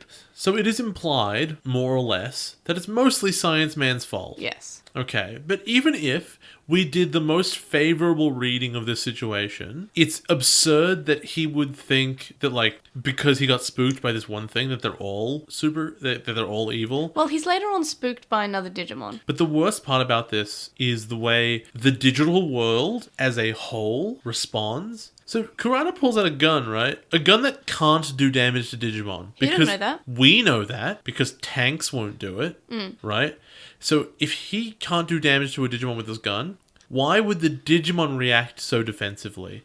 And even if this Digimon reacts really defensively, and the ones over there that he perhaps startled, why would Digimon miles away also not like them? Right, okay, so I see your point. The kids in Adventure fought tons of Digimon and killed tons of them. They only ran into enemies because the big bad guys were conscious and wanted them to die and sent bad guys after them. Right. In the dub, the clips of Kurata with the gun are cut out, and so shooting it, but they still say, oh, you pulled out a weapon against it. They don't say gun, but they still say weapon. Well, the gun is really important for why the show happens. But however, when we get the shot of Kurata just standing next to Suguru, and it's left in the dub, but it still shows him hold something that looks like a gun, but we only see the top of it. He's scratching his poison ivy. He's just scratching his poison ivy. Don't worry, kids. Now dance. Suguru fights the Lynxmon. He just fights him. He's a professor, but he's also I trained in was martial wrong. arts. I remember you said, does he punch? No, of course not. Of course he does. And he gets the Digisoul. Yeah, he has DNA. And that's why Marukimon was able to recognize the DNA. It was the same DNA. Yeah. Agomon gets angry and evolves and then attacks. And then they went to hide in the ice ridge and saw Saberleomon. And Saberleomon said that they were filthy and then attacked them. Kurata had a bomb that opens a gate. A space-time oscillation bomb. That's Because that mouthful. makes tons of sense. Everyone is concerned what may happen in such a closed space. In the dub, they just say that it's untested. He opens it and they go home, but Why would he Suguru bring doesn't. it? Because he wants to go home, I'd guess. I don't know.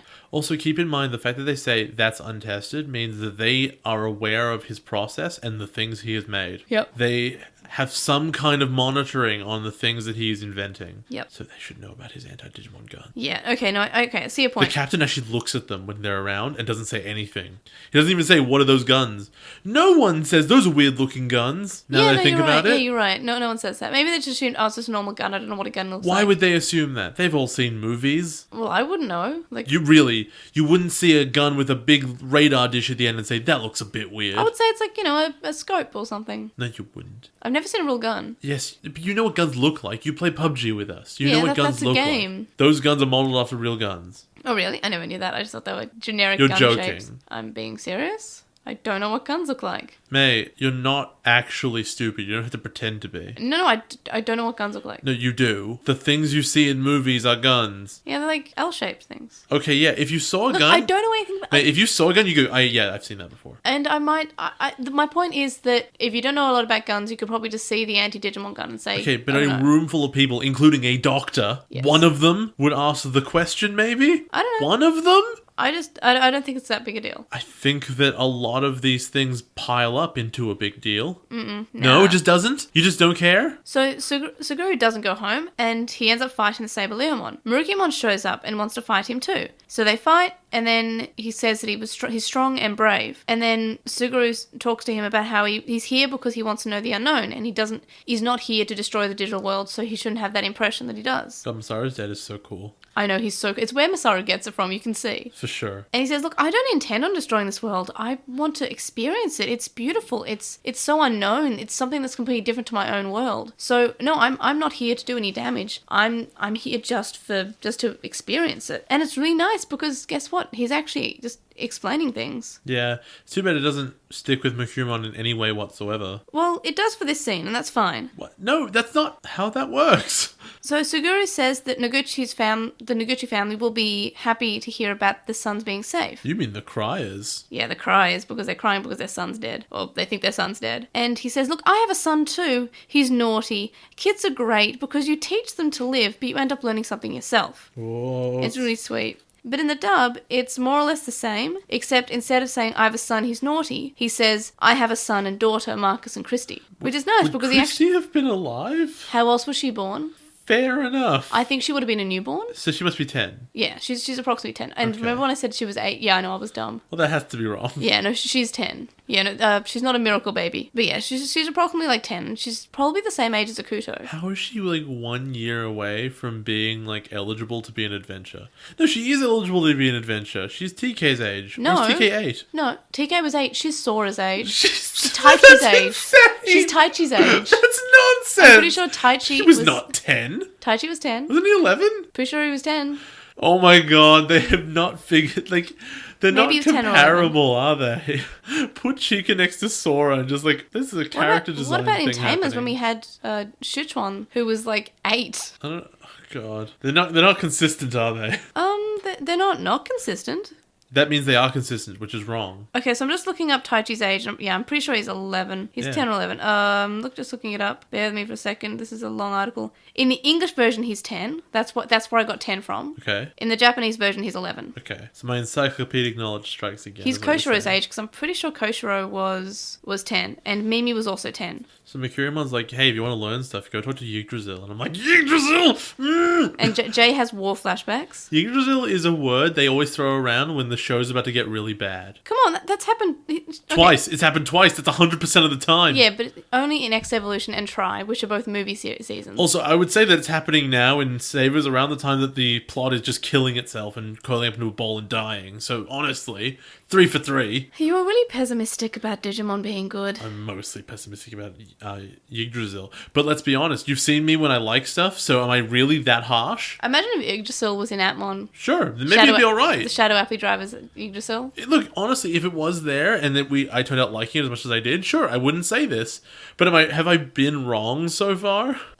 Okay, no. There you go. So in the dub, Yggdrasil's name is King Drasil. That's nonsense. Yggdrasil is like a Swedish word or whatever. It's Norse. Yeah, but King Drasil. Also, he's not mentioned to be God because I don't want to mention God at all. The thing that bothers me about the Digimon's use of the term Yggdrasil is that they keep thinking it's a person. Well, it's not a person. They say here very clearly that he's a being that's, nowhere in particular. He's God. No, I know that, but like the idea that Yggdrasil, because you know what Yggdrasil is? It's a tree, isn't it? Yeah, it's a tree of life.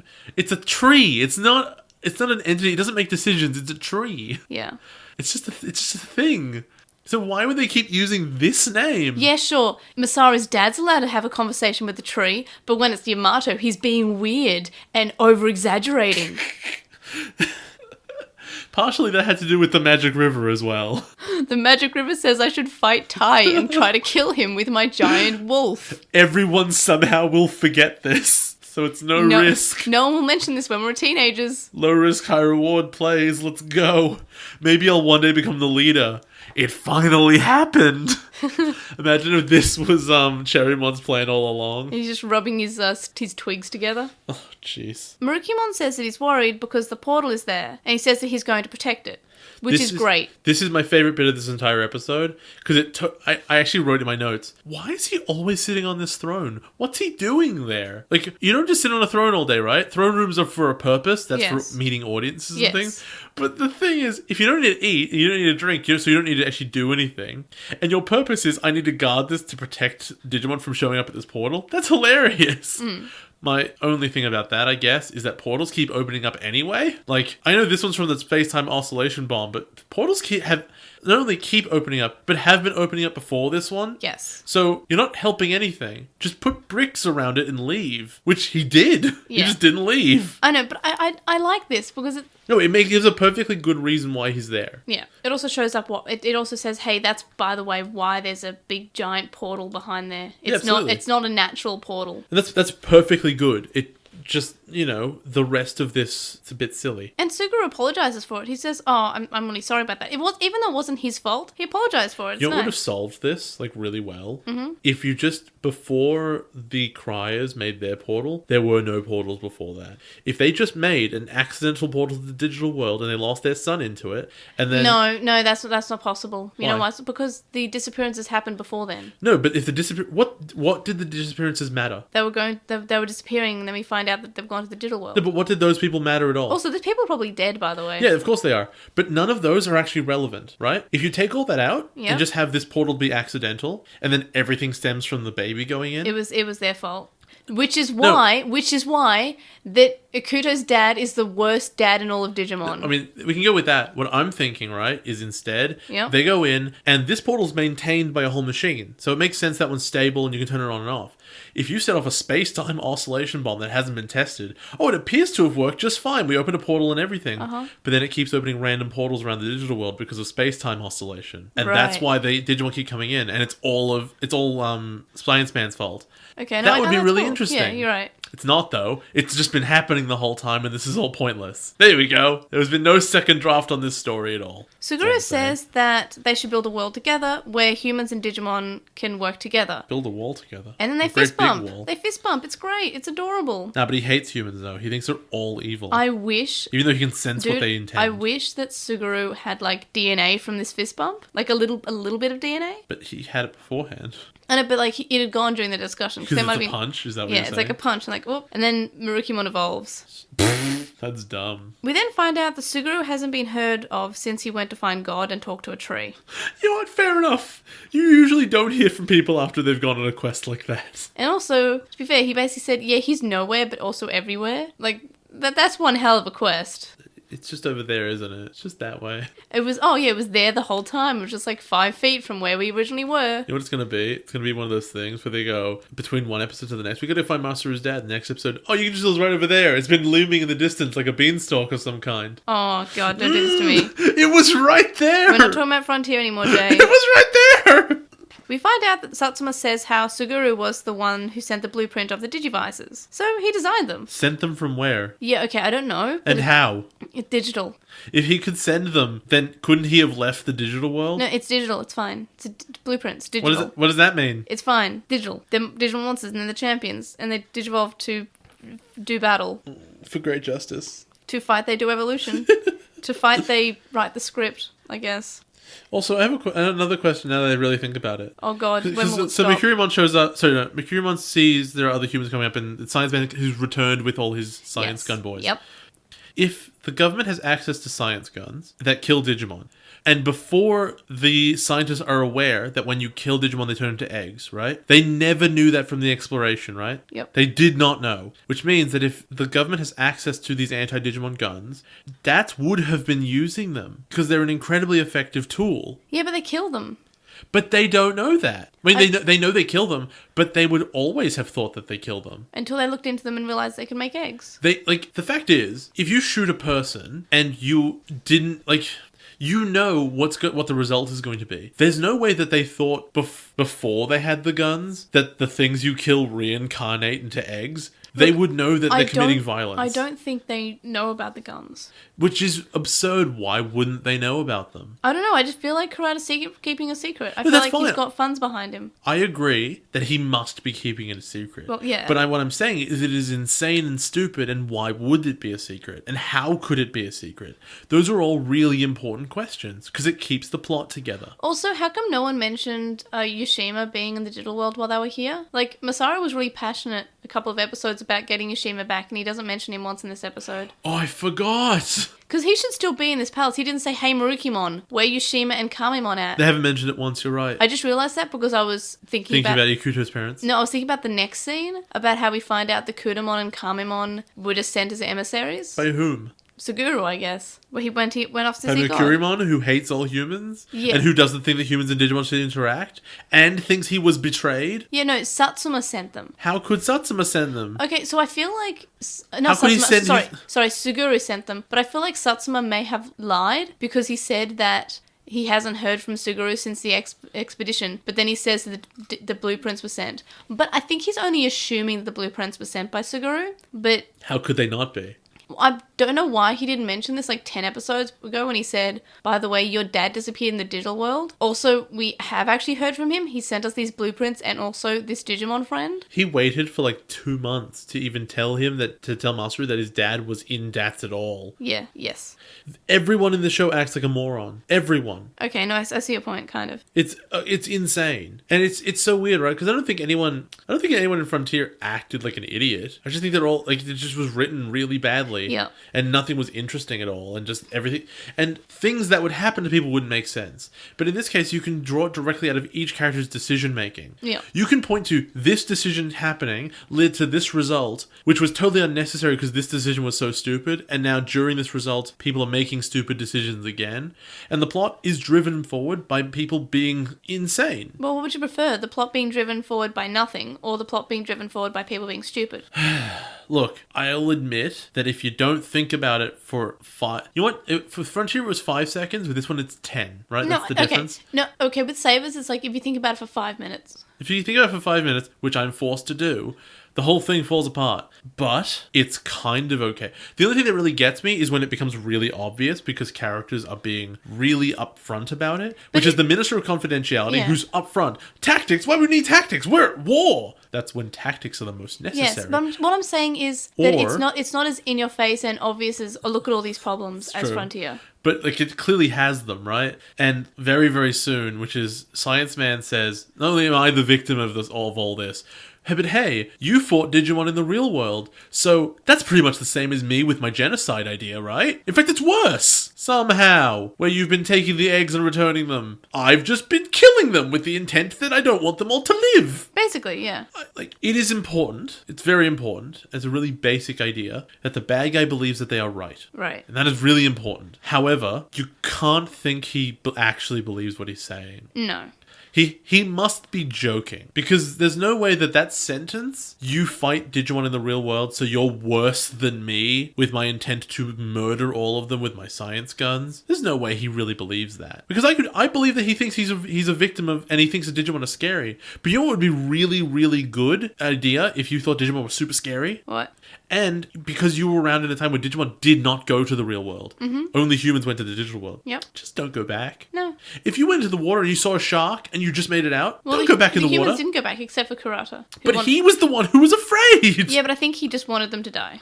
But that's the thing, right? At that point, he's just murderous. Also, you could look at it in the way that he saw this world as an opportunity to create his own world. But When's he ever said that? But I'm just assuming things here. So he wants to go into this world and kill everyone there, and then he gets his whole world to himself, where he can do what he wants. Okay. Think about this from the point of view of the bad guy in V-Tamer that we're reading at the moment for the podcast. And Neo is basically wants to recreate his own digital world. But his reasons are way stronger than I just want a thing. Yes. His reasons are he's doing it for his sister because there's something that the real world can't provide, but this one can, so he needs to control it to make it work. Yes. You're implying something, but the Science Man never says ever. But also the characters are better written in V-Tamer. Oh boy, are they ever. The whole plot is actually about the power of friendship, but because it's written about the power of friendship, it becomes really good rather than the power of friendship being a Deus Ex Machina at the end. It's what the story's about, so it's allowed to be that thing. Yeah. Oh, it's so good. My point is, the Science Man is awful. He's such a terrible villain. Like, I do really dislike him. I do. And he's written well, as in, like, his dialogue most of the time. I hate him, but I hate him because of the reasons that I should. I don't like him. So all of that's good. My problem is that his motivation is totally mysterious. The only thing I can imagine is they've written on a piece of paper, Digimon genocide, and they just have him be like, yeah, that's what I do. Yeah. If you asked him, why are you doing this? Like, I guess he would say Digimon are scary, but nothing he's doing, like, makes sense that way. Either you'd want to block off the digital world forever, or you'd go in with more than 10 guys. Those are your two options, and he doesn't do either of them. See, if I was really scared of it, I would have just blocked it off. I'd say, okay, how do we not ever go back? And I never want to go back, ever. He has enough of an understanding of the portals that he can make a bomb that creates portals. I mean, it is possible that we could just say he was embarrassed. But if he was embarrassed, he wouldn't go back. And he wants to show that he's not scared by killing them all. I mean, I think that the plot point of the villain is doing what they're doing because they were embarrassed is really funny. It is so funny that I thought of it as as one of the motivations in in the second book I'm trying to write, but like it's not good here. It doesn't justify genocide on this scale with this tone, right? That's a comedy ending, right? Right.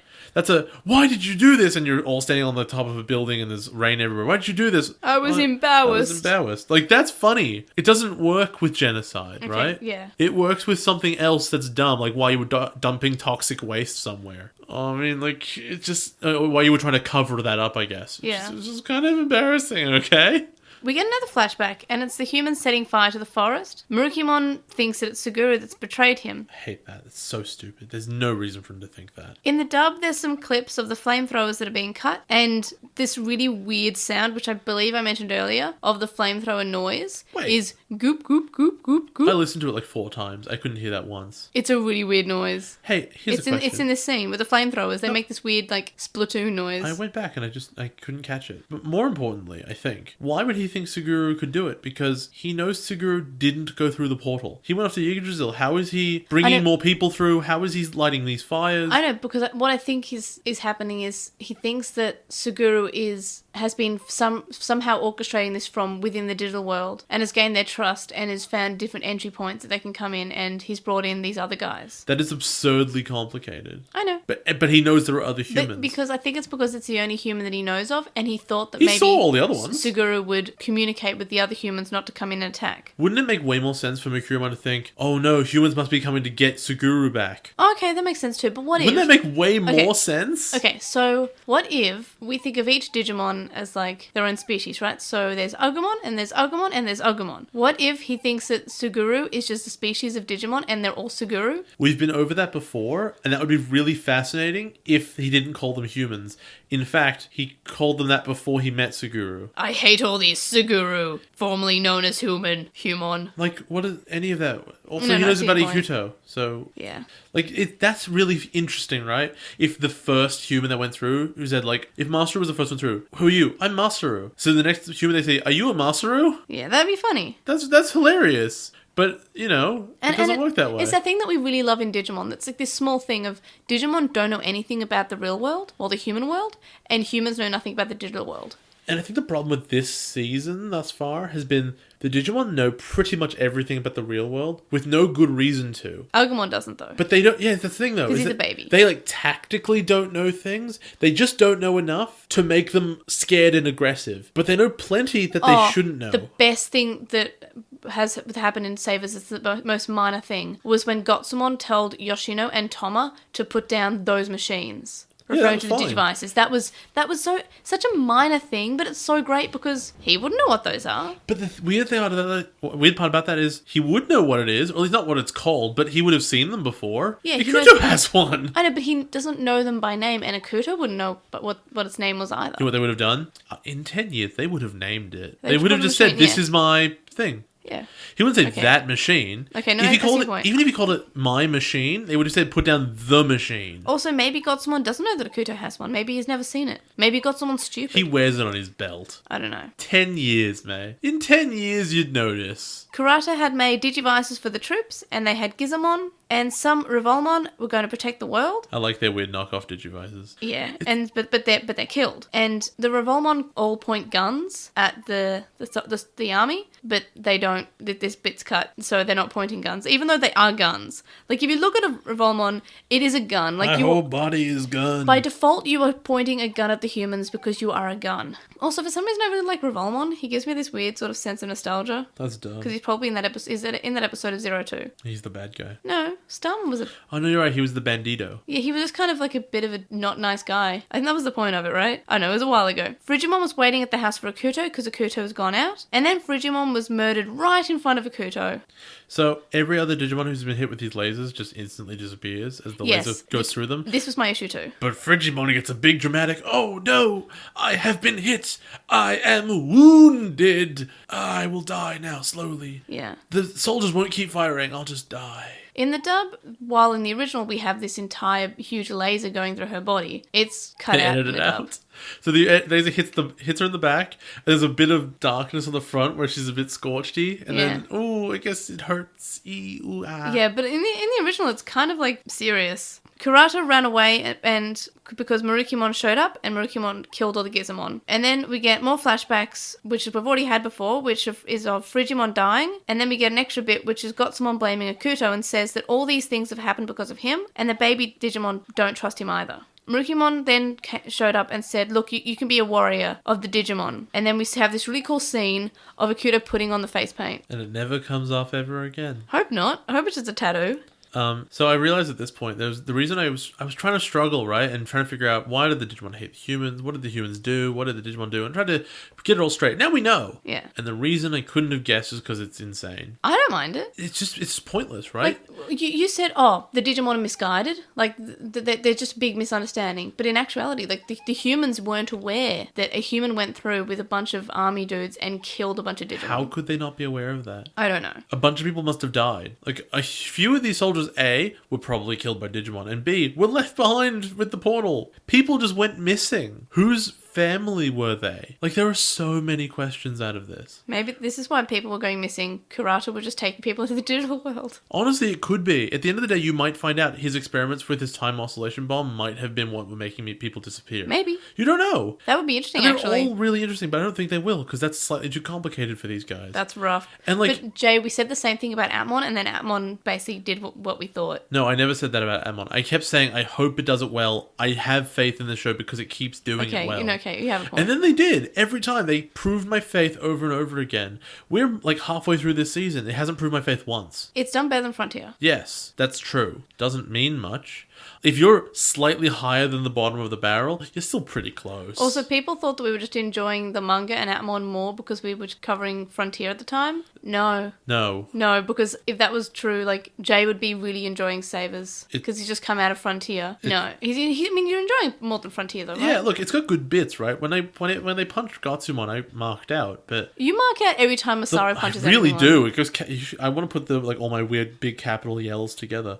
But my problem here is just, like, I'm interested in the plot of the show, right? Yeah. That's what keeps me going with the show. It makes me want to watch more of it. I don't have the luxury of saying, I love Digimon. The fact that Digimon are on the screen make me want to watch the show. I don't care about that. I'm sure it is.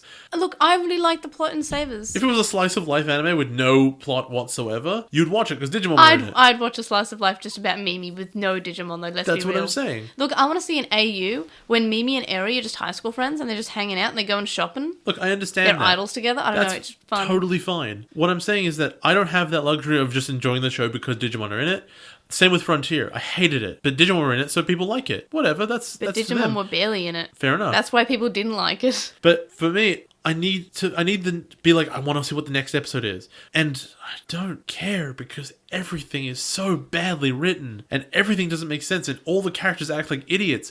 Because I can't be like, oh, that's why this thing happened, because it's all based on people being stupid. See, the feeling that you've had in Atmon where you actually said, I want to see hey, when does this episode come out? I want to watch it now. Is the episode outlet yet? We have a letter. We might even go over it later, but I was trying to remember off the top of my head. It was just a quote. It was a presumed quote of something I said, yeah. and it was pretty much close. Oh, it was just like, get on my face, man. The finale of Atmon's up. That's true. That's the 100%. Yeah, it was I didn't put that down in Postmon Pat, but Trickster Holy Angel said that, like, yes, I love you, but let's watch Atmon. Yeah, no, like, I cared about what was going to happen. I think it's interesting. I want to go home right now and watch Danganronpa because I want to know what's going to happen. They're all really interesting. I don't think you're going to have that feeling again in Digimon. I'm sorry to say I don't think so that. either, That because feeling it's you have with written like Atmon, crap. I don't think you might have it once in Cross Wars, maybe. Like, I have it in a pessimistic way with Try, because I want to know how it ends. And also, like, I'm optimist for Try. I'm pretty sure they can fix it in part 6. But the difference here is that if I stopped watching if I stopped watching Savers right now, I would not care. I wouldn't even mind leaving everything a mystery. Has it end? I don't care. It doesn't interest me at all. Because no one in this acts like anything matters. Right. And because if they acted like it mattered, they would put in any due diligence whatsoever.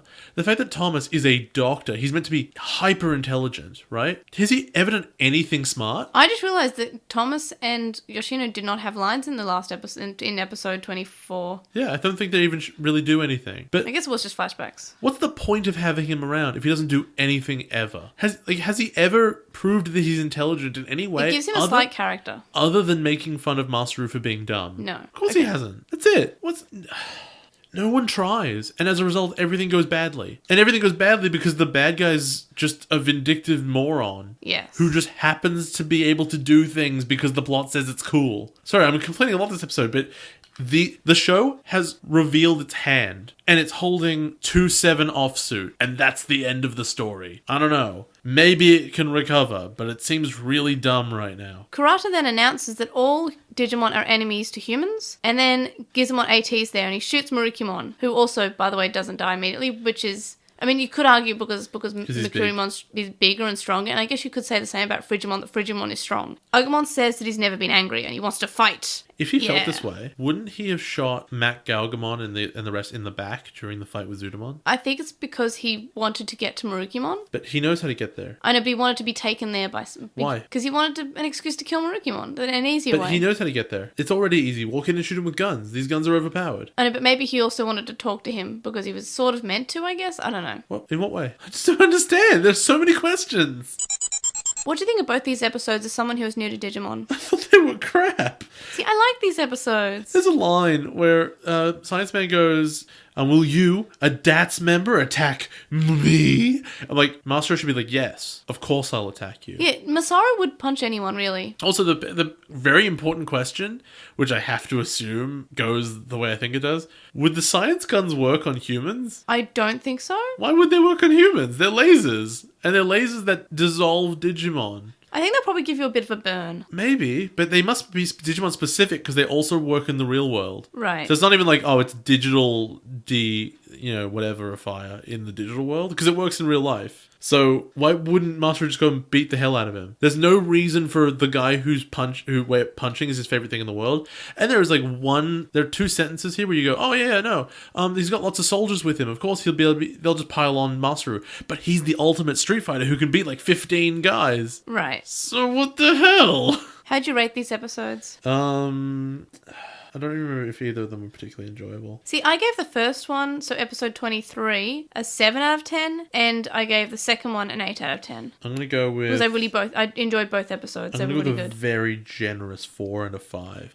Woof! The episodes are way better than that. No, they weren't. Because I thought about them for 5 minutes, remember? Yeah, I know, but I love them. You're allowed, but you're wrong. How did it compare to predictions in Obnoxious Synopsis? Because I feel like you weren't that wrong, were you? I was wrong about Masaru's dad, and I feel bad about that. I was so off. So, by the way, Masaru's dad is the best ever. He's so cool. So we have our worst dads, and then we have the best dad. So do we have any other good dads besides Masaru's dad in the whole of Digimon?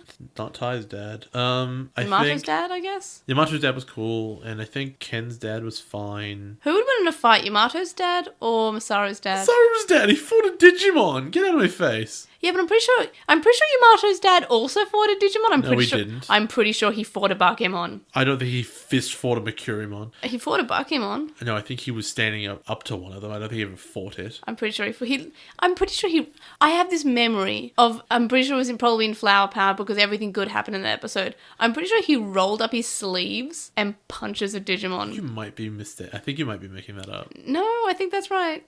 So in the first episode I said that they construct a stupid fake reason to go. By they, I meant the DATS kids. Like, I thought that the main characters would do it. I think. Oh yeah, that's right. You were wrong about that. But like, the reason to go was not even it's not even like stupid made up. It's the minister told them to go. The problem is that he's an idiot and it was stupid and flimsy. So close enough. So the thing that would annoy me pretty much happened. 5 is probably too good a rating for that episode. That's rough. And the past revealed, I said the humans are the bad guys. Oh my god. And well, it's not humans, it's just particular humans. Well, humans are like these couple humans. And Masaru would be an idiot about it. And like it pretty much is.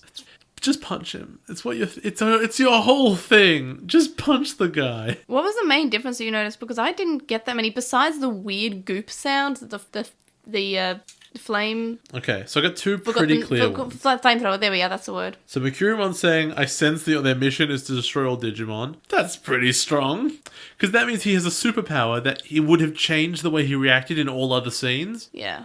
Because obviously the first time they show up to, I don't know, even to like fight Mercurimon, he would know, oh, they're only here to fight me. Yeah, he says, oh, I hear their footsteps or I hear their heartbeats, and it's not like to kill me. Also, can he hear from like a mile away? Also, 100%, this is contradicted by, okay, so when he first shows up, like they first show up in the digital world, and again, to see Marukimon, and Marukimon says, I hear the footsteps, and they're mocking me. They're mocking me with their footsteps. They are mocking me completely. They're not mocking him. He knows that they're not, because he can hear it. And then in the dub of this episode, he says, they are coming to annihilate me. I don't understand. So it's almost said, oh yeah, it's sort of like, can he know what they're saying? And in the second one, I mean, besides editing the guns and stuff, obviously, for me, it's when the science man says, oh, you've been fighting Digimon in the real world. That's worse than what I've been doing. Also, another difference that I noticed is that Kurata's obviously more evil in the dub. Like, he's not trying to hide as much. He's basically just saying, hey, I took you here to fight the Digimon, not to lose. Yeah, that's Even though he said, I'm taking you here to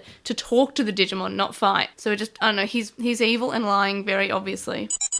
So what are your thoughts about how they got around the why didn't they just explain situation? Because you kept on saying they're not going to explain this, they're not going to explain this. And they actually do some actual communicating, like Masaru's dad talks to Marukimon. What do you think about that? The problem is that though they explain some things, a bunch of things I said they will not explain this or can't. They tried and they failed. They said, this is why this happened. And I say, I understand that, but why did that happen? and the show shrugs. And that's what I've been talking about this whole episode. Is it's all perfectly well and good to say, okay, so the reason that Science Man hates Digimon is because he was scared, right? Right. But then why does every Digimon in the entire digital world hate them for one guy trying to like defend himself once? And why do they not know it was him specifically? And then how can he go back and then make science guns and go? And I asked all these questions, and the show doesn't care, because those are really important questions as to like how any of this happened. And the show's like, shrug. It doesn't matter. He just hates them now. Look, I just really, really liked the scene with Masaru's dad talking to Marukimon. I understand that. You're allowed. It removed any other issues I had with the episode. That is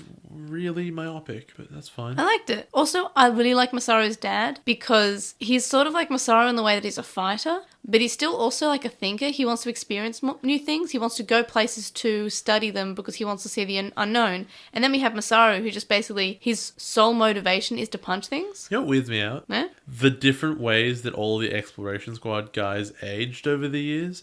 Because they all appear pretty much the same age. Except for Yushima, who's bald and has no hair. Like, no, but different. His hair's the normal color. He's like dark haired at the time. Yeah. So it wasn't that he looked kind of the same age. He just had a mustache and was bald, right? Yeah. He just had different hair going on.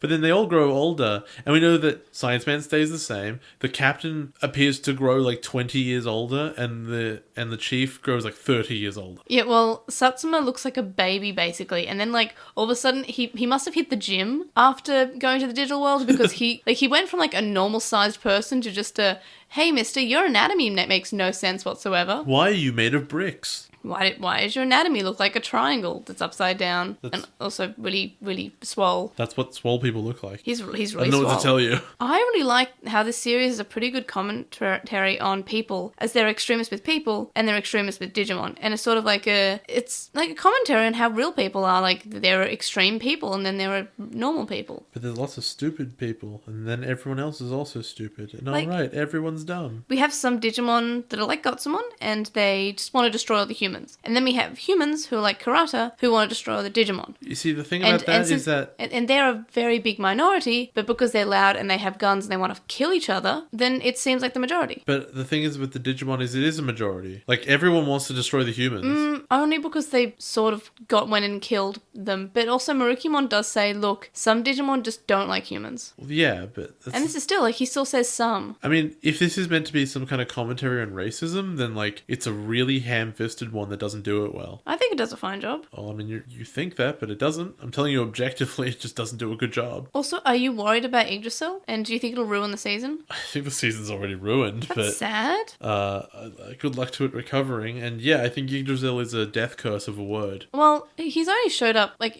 before this in X Evolution, and Try at the time hadn't aired yet. Okay, that's fine. Well, the two times I've seen Yggdrasil, it has been in things that are awful. It just seems a code word for, oh god, we don't know what to do. Yggdrasil? And it's just a big shrug. Because it's... What is it? Is it a Digimon? Like, I don't know. Was he in Frontier? No. No. He was in Cyber Sleuth. Frontier didn't need it. And Cyber Sleuth was good. So it's Yeah, well, not I a wouldn't death know. word. It's not a death word at all. I thought it was boring. Yeah, but you didn't even get up to any of the plot. Yeah, well, because it was boring. And do you think anything else? Do you have any predictions for Yggdrasil being there? I mean, isn't that what Obnoxious Synopsis is for? And I'm just asking you in general for the rest of the season. I've got nothing. Because Yggdrasil obviously hasn't showed up in Try and is totally mysterious in X Evolution. Like, even though we see it, I still don't know what it is. So, yeah, I've got nothing.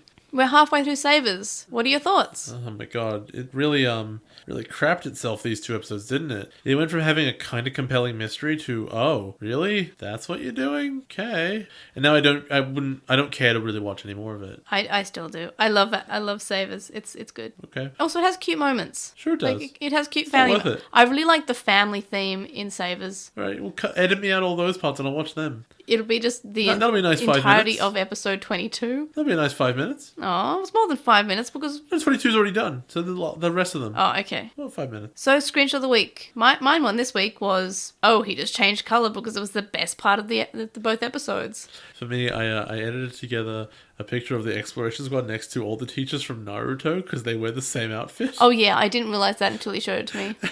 I have to assume now, like, I thought about it at the time, you know what? There's probably some Japanese cultural thing I'm not getting here. Like, maybe this is, like, the thing that teachers wear at camp. Yeah, I think so. Like, it's some kind of outfit, like the all black with this weird vest. Yeah. They can't have just...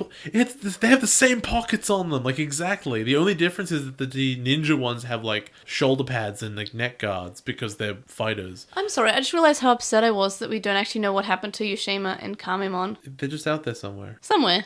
They must have gotten away. They hang out with Yggdrasil. Who cares? The show doesn't. He's with God now. Yeah. I don't think there were any Digimon issues in these episodes. Were there? Nothing new anyway. No. Zudamon's not new. Joe is on the side of the Digimon, though. I guess that's a thing we learned. Yeah, Joe is a Digimon. Jomamon. And for I Will Show You DigiWorld, we are looking at something that Eugene, who is Gene Hackmon, gave us. That's clever. All right. What is this? All right, so Okay, so I'm looking at a little Palmon, little ceramic, I guess. Palmon. look at the face. It's got a little silly face. Its arms are placed a bit weird, but that's fine. There's a little ceramic Yokomon with a weird eye. There's a Digimon logo, and oh my god!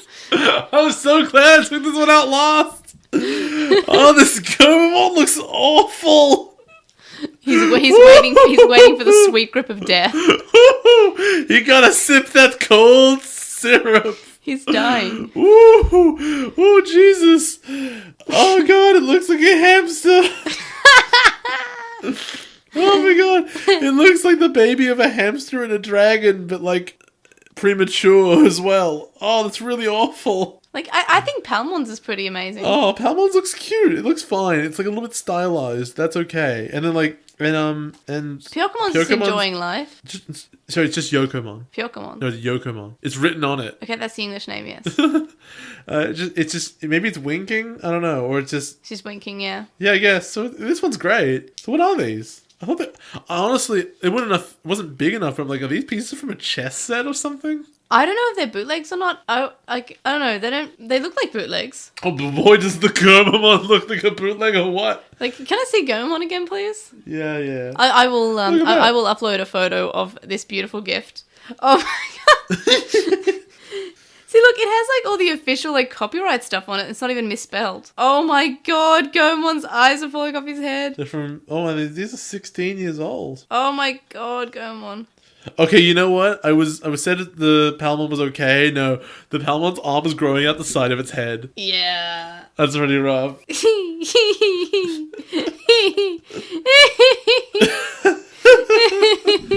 Wow, this plays so well for radio.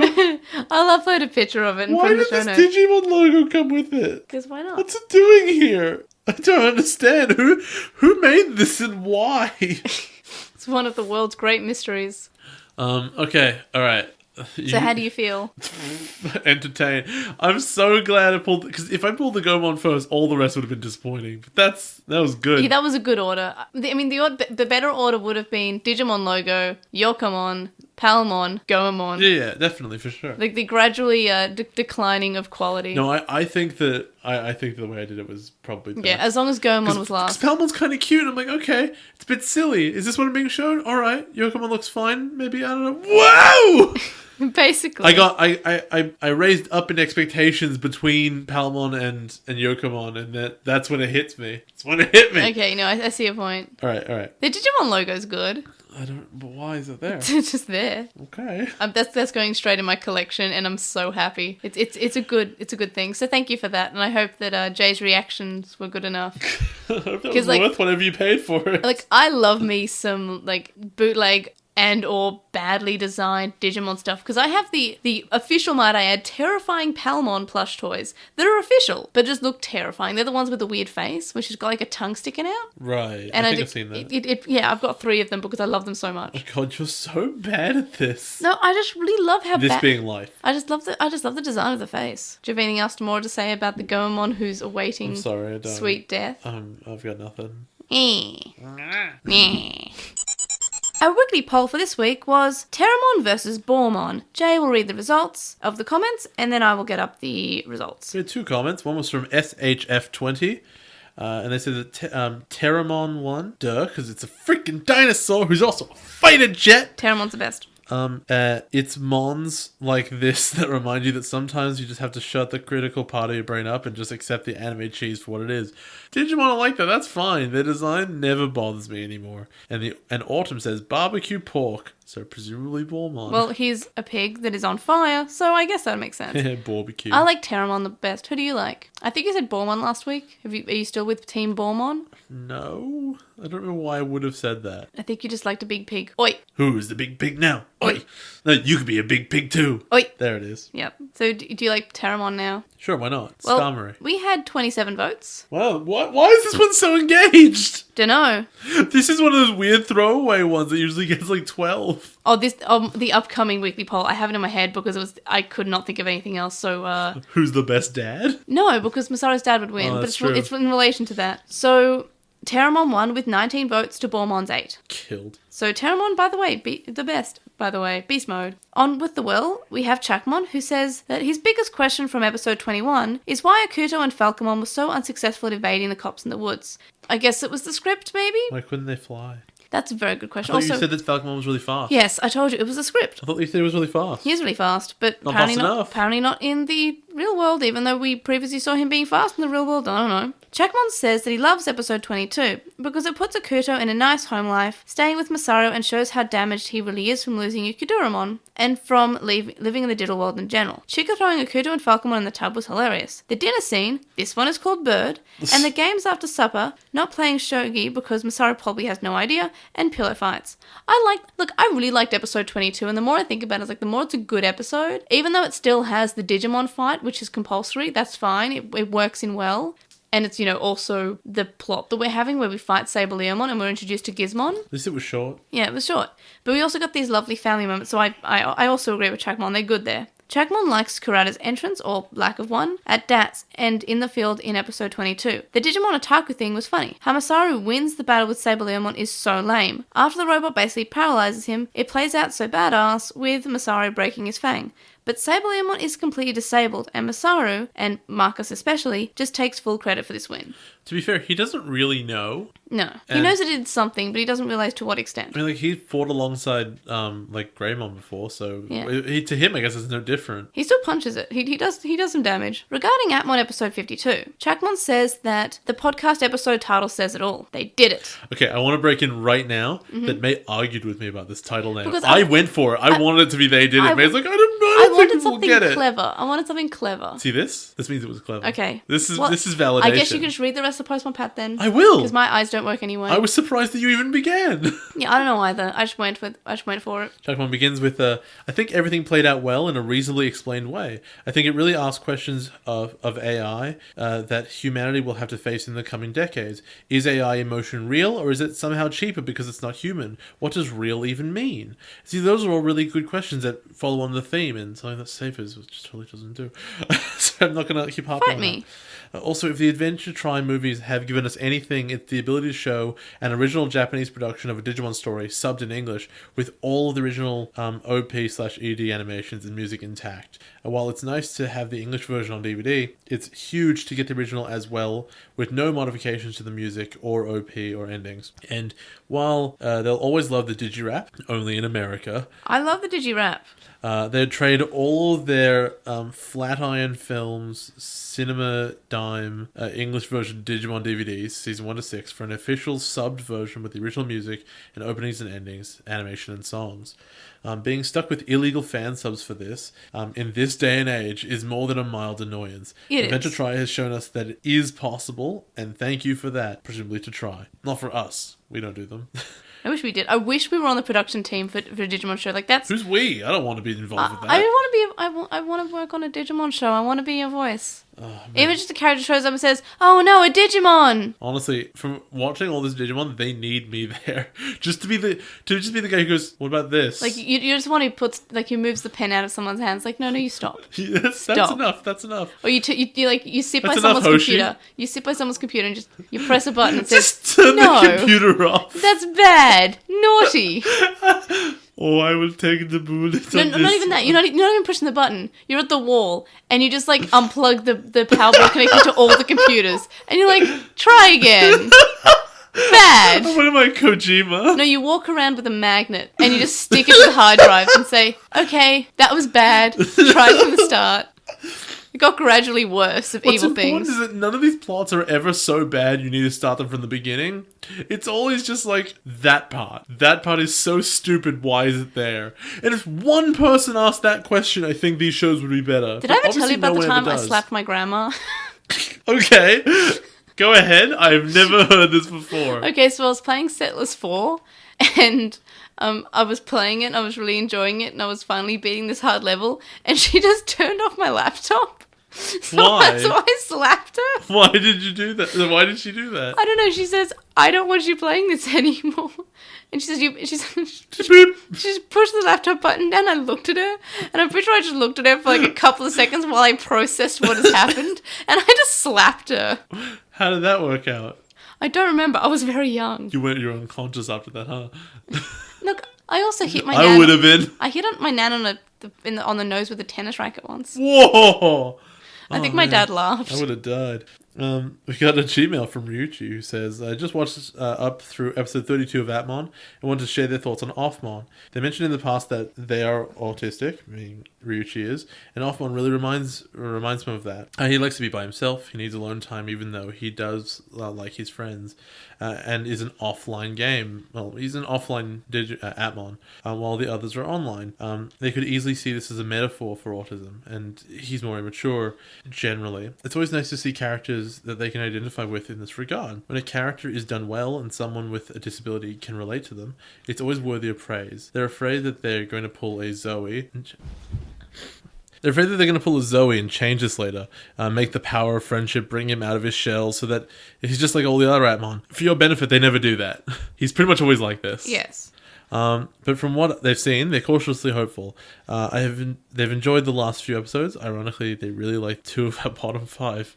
I mean, it can't be the recap, so it might be Astra's introductions, and it might be, okay, I mean, if you really like Offmon, I guess the Offmon running away episode is framed a totally different way, so maybe that's way different. Yeah. And also, UA Hunter J is the best character in the show, so fair enough. I wish he came back. I really wish he did. He was in that one episode. Why did they design him so well if they're not going to use him ever again? I want him. So we got one from Jake, who says, I guess we'll spend a second saying, representation is really important, and I was never going to catch that, right? Because I didn't think of one being autistic, but now it's been explained. I'm just like, no, yeah, I can see that. Totally possible. It's the same with Jury. Like, I didn't think about Jury possibly being autistic, but when someone says, oh, maybe autism, but like, oh, no, that, like, I mean, I'm not autistic, so I don't have that frame of mind, and I'm more, like, I think some characters may have anxiety or depression. Like, I think Sora from Adventure has depression, because I've read a character song and I can see that. But also it is because I have depression, and when I see a character like Joe, like, oh, maybe Joe has anxiety, and it's just sort of like I'm able to find my own mentalness in other characters, so I can see why other people would too. And like, oh yeah, Offmon does, now it's been explained, like maybe Offmon is that representation of autism, and same with Jury from Tamers. I think that reads better, because if he was just anxious all the time, it wouldn't explain how he acts in other situations. Yeah, he turns himself off. It's that, but like, he's not depressed or anything, because sometimes he has up moments as well. He's just really nervous. Yeah, I think it's really interesting. I got one from Jake, who says they made an edit of the gals being pals meme, but it's Haru and Yujin, with me saying guys being bros. Right, yeah. So there's a I want to tell you guys about my little freak out about this, actually, because I wasn't told about this in advance. No, I forwarded it on to you. No, but it wasn't clear. Let me tell the story. So May sends me this picture, and it's Haru and Yujin in like a picture. Someone's reblogged it on Twitter or whatever, and then it appears that it's on Twitter, and at J Larrabee, me, has said, it's goals to get married on the same day as my best friend. I wonder where their wives are, right? Yeah. I love these best guy pals over here, which is really funny. Guys being bros. It's a classic meme. It's a solid meme. So to Dank me, so I don't go on Twitter. I just don't use it, right? I have an account there. I don't use it at all. And May sends me this. It looks like a screenshot to me, and the account photo is as well sort of cropped together, like from one of our logo pictures. And I was like convinced for like half an hour that somebody, one of you guys listening, had created an account for me as the host of the show and had just been ghost like operating it the whole time and making memes and stuff.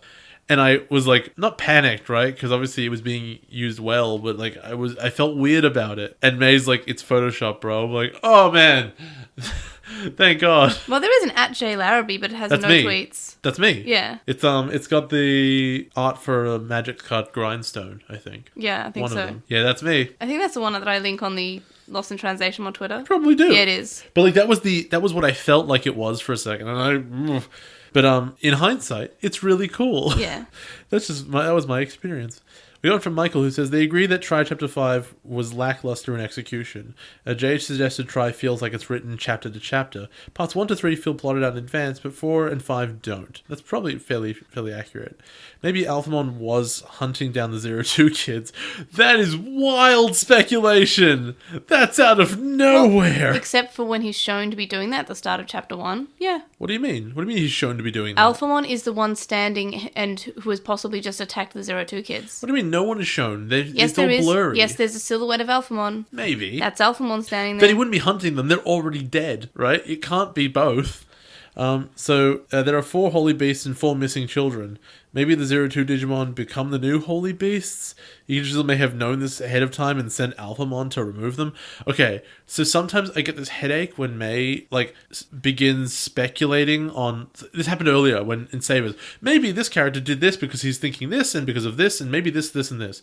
When all of those things are unsubstantiated, my brain is trying to be like, how do all these dots connect? And the answer is none of them do. And I guess they're like, okay, if Alphamon is standing over them, and I would have to see it again, and I think I've watched it twice now, I don't remember seeing anything like that. But if there was one, he wouldn't be hunting them because they're dead, right? Right. But who knows? How did these kids' Digimon become the Holy Beast? We haven't even been shown the Holy Beast, so it wouldn't it would be a twist. It wouldn't be interesting in any way. And why don't any of the other kids even remember that Davis exists, for example? He's hard to forget. He's really annoying. And there's a lot of really important questions. And the show forgets all of them, so I can't pretend there's a big plan and for it to all make sense, because it clearly doesn't. We got one on Twitter from Sion, who says, I listened to your podcast of Digimon and really love it.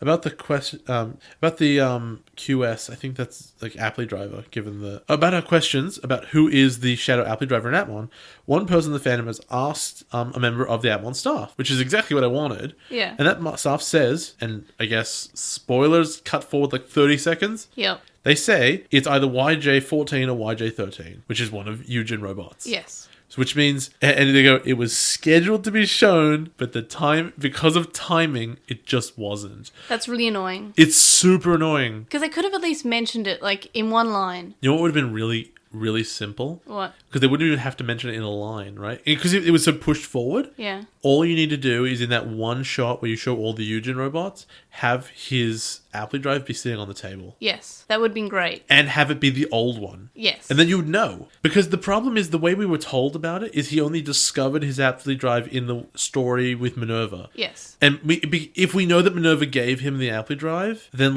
he didn't answer that question in the flashback he gave. It doesn't actually make sense. I'd like to know if his story was true, which we eventually decided it was. But I'd like to know if it's the Leviathan model one, so maybe it looks a bit different. Maybe he was still asked a question like, "Are you evil?" or something. I don't know. So you think Minerva upgraded it and asked a different question? Because they don't get asked second questions. No.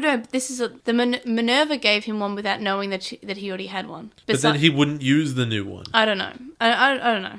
So that begs new questions that I was more than happy for it to just be there was not a guy there. But if there is going to be a guy, this explanation, while interesting, is difficult to comprehend with the information we have. Also, couldn't they have just removed the recap episode? To make time? I think it would be really funny if rather than timing, which is the thing they're going to use, because that's not an embarrassing story. They just didn't think. No, it's this doesn't make sense. So we will write it the way that makes the most sense. Which I believe is the Hideki Anno way of writing things. Yeah, sure, why not? No, it's just like that. Don't worry about that. That didn't happen. Yeah. So we got on Tumblr from an Anonymon who says, "Hey, where were Jessmon and Alphamon when the Dark Masters were raising hell in the digital world? Did they just not exist? Did Homeostasis just not have any agents at that point?" I don't think they existed yet. My response is, yeah, exactly. We got another Anonymon who says, "Maybe it's because we both liked Mako before this part, but they're surprised that neither of us noticed how absurdly often she's pushed out of the way of incoming attacks." And I really didn't. But then I think about it, I'm like, oh yeah, that was what happened in episode 1. That probably happened a bunch of more times. I just really I really was enjoying liking Mako. It's over now. Friendship with Mako is over. Eri is my best friend now. Eri and Mimi are my best girls now. We got another one from Anonymon who says, Atmon ended with a robot being so gay that the villain reconsidered their life choices and blew up. It's not even wrong. It's so accurate. It's a great summary. Watch Atmon. We got one from Trickstar Holy Angel who says, Atmon thoughts. They miss Mienumon. May, how do you get her in the 3DS games? If the games ever come out over here, they'll probably do a run where they use a bunch of the villain Atmon that they liked. So to get her in the 3DS game, you can either catch enough data so you can have her chip, or you can just use her chip, or you can use the Atmon that make her chip and Applink and make that. I think you have to say what those are. So I know one of them. I know it's definitely Copy Paymon, and one of the other ones is Drawmon, I think. Okay. So that could be other ones as well. But I know that it's the easiest way. The way that I got her was I just had a Mienumon chip, which you get from the chip packs, and they're great. Atmon's great. The game is great. Atmon's great. Everyone should watch Atmon and play Atmon. Atmon's life. So we got another one from Anonymon who says, what if the infamous friendship/Yujo scream was ad-libbed by Yamasu's voice actor, as it was the episode that revealed his crest? And beside, if you remove the U, he'd just be yelling Joe, who he wanted to save in the first place. I like that. I don't really remember this bit. In the episode when it's where Garumon's diner, and before, like, when his crest activates, he just says, friendship! No, I don't remember. He just screams it. I don't remember that. Which is Yujo. I do not remember that at all. But yeah, no, and Joe is the one he's saving. Fair enough. Maybe that's better. I like that. We got a last one from Ellie Vorg who says, in the original of episode 21, when Ikuto gives himself up to Gotsumon, it's implied that Gotsumon is about to straight up kill him. That puts a lot of weight behind Ikuto's sacrifice and Masaru trying to talk him out of it. In the dub, it's instead said that Gotsumon is going to take Keenan back to the digital world as his prisoner, which both makes no sense from the perspective of Gotsumon, who hates Keenan and wants him gone, and completely loses the impact of Keenan's sacrifice, because going home is what he'd want. And then instead of telling him not to throw his life away, Marcus just argues that he totally belongs here in the human world, which isn't Marcus's choice to make, and shows a complete lack of actually empathizing with Keenan. You know what? I think I missed that because I just assumed that Gotsumon wouldn't be so stupid as to like change what he was going to do. Yeah, it seems obvious he's going to kill him. Right. Okay, and that was why that whole sacrifice. That's why that entire tension is interesting, right? Because rather than give up a prisoner to the Digimon is way different from let the Digimon kill a human, and that's why we can't just leave all the portals alone. They say it bothers them that in every other Digimon season, the protagonists go around killing villainous Digimon, while almost never being conflicted about the need to do this. Look at 02, it's really annoying. And yet condemn the villains for doing the exact same kind of killing that they're doing. Whether that involves them being reborn eventually or outright dying in Tamers. The one part in 02 is a notable exception that they enjoyed. Alright, so one thing that's really good about Sabers is that there is a very clear difference between the way that the protagonists defeat Digimon, where the egg is right there, so you can see it'll come back, and the kind of Digimon killing that Kurata does, where they're 100% dead for good. This makes the protagonists not hypocrites for despising Kurata's murderousness. I don't think you can necessarily call it hypocrisy in the other seasons because it's never about you can't kill Digimon, right? That's never what Digimon's been about. Killing Digimon was never a problem because they'll get reborn later. That's fine. I don't think people are particularly bothered by that, except for TK. What I think people are bothered by is attempts to control the digital world by slamming spikes into it or, blowing up the moon. The thing about Frontier was that not only were you killing them, you were also eating the entire planet, which means that presumably things couldn't be reborn, so It actually was different. And also, you have to understand there is a police mentality about bad guys aren't allowed to kill innocents, but when they do, the good guys are then allowed to kill the bad guys, because that's what death penalties are. And whether or not that is right or wrong is not a question that Digimon is ever going to face, because that's very complicated. Right. Because violence is the tool that Digimon uses to tell its story. They said the one place where this falls apart is Saberleomon's death. And so this is actually their biggest problem with the Saber's story, personally. Everybody sees his egg disappear, yet nobody acts appropriately disturbed that they had just accidentally outright murdered him. Yes. The DATS agents should understand what this means, because Ikuto and Mercurymon told them about this. Also, Ikuto's there, isn't he? Yeah, I didn't even think about how they acted pretty calmly, considering that they basically just killed the Digimon. I think Masaru goes, "That's weird." More importantly, Ikuto sees it happen, so he should be absolutely horrified. If this has happened, episode 23 could have had less fighting and more time spent on Ikuto struggling with the fact that his new friend just murdered a Digimon like those evil humans did. Yes. God, that's fascinating. That is... Why didn't that happen? Wow, I'm really mad. I didn't realize that. Yeah, but you argue with me. No, because this one's actually like that one's... Oh, get out of my face. Like he handles it like a champ, considering, like, yes, a human just murdered a Digimon, and it's just someone he's just basically put trust in. But Masaru said he didn't mean to, so maybe he's still a good person anyway. Which I would think would have been a more interesting direction to take Ikuto's conflict in that episode. Yes. They love Savers, and they still love episode 22 anyway because of all the cute family scenes. Yes. But this is one thing they wish could have done better. Well, you let me know what you think about the next two episodes, because I think a lot of things could have been done better. I still think episode 22 is the best episode we've had so far. Because cute family bits. Yeah, those were fun. Probably. That's the end. Alright, everybody, join us for the next episode of 12-Ounce Mouse, Kurata's Revenge. Or Smash Kurata, Ambition, Flight Yatagaromon. And Memori is the first thing to go.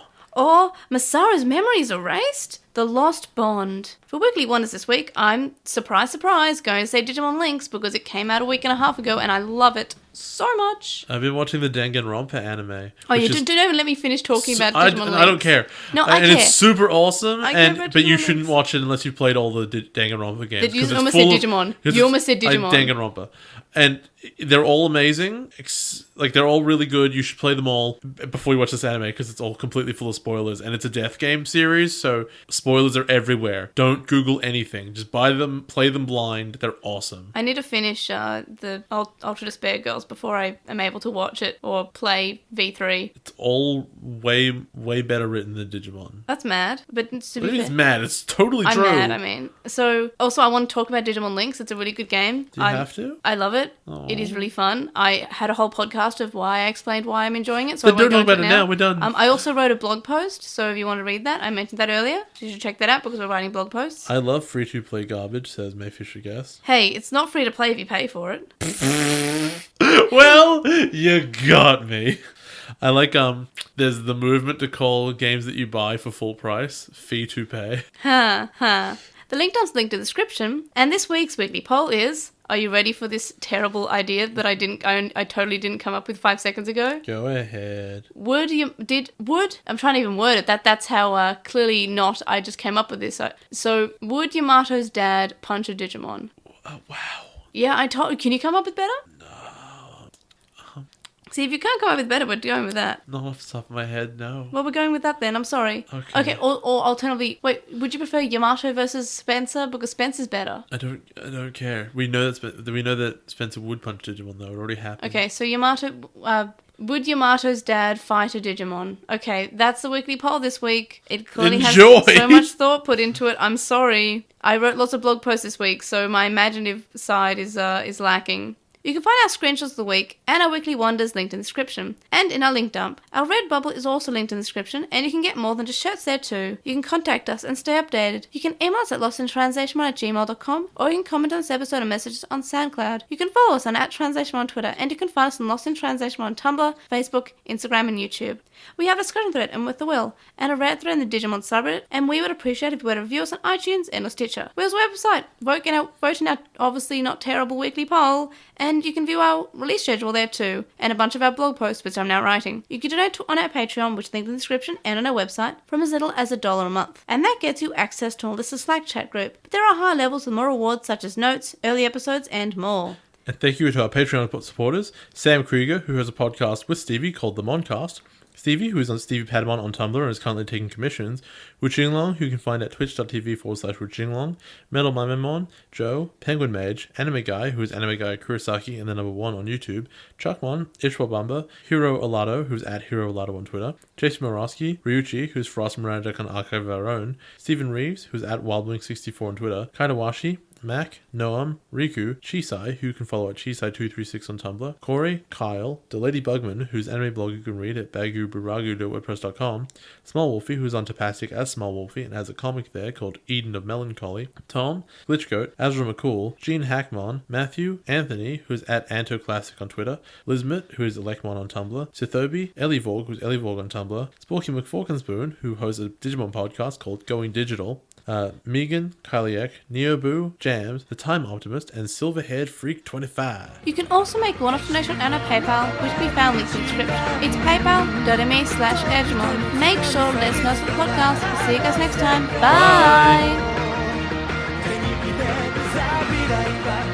Bye!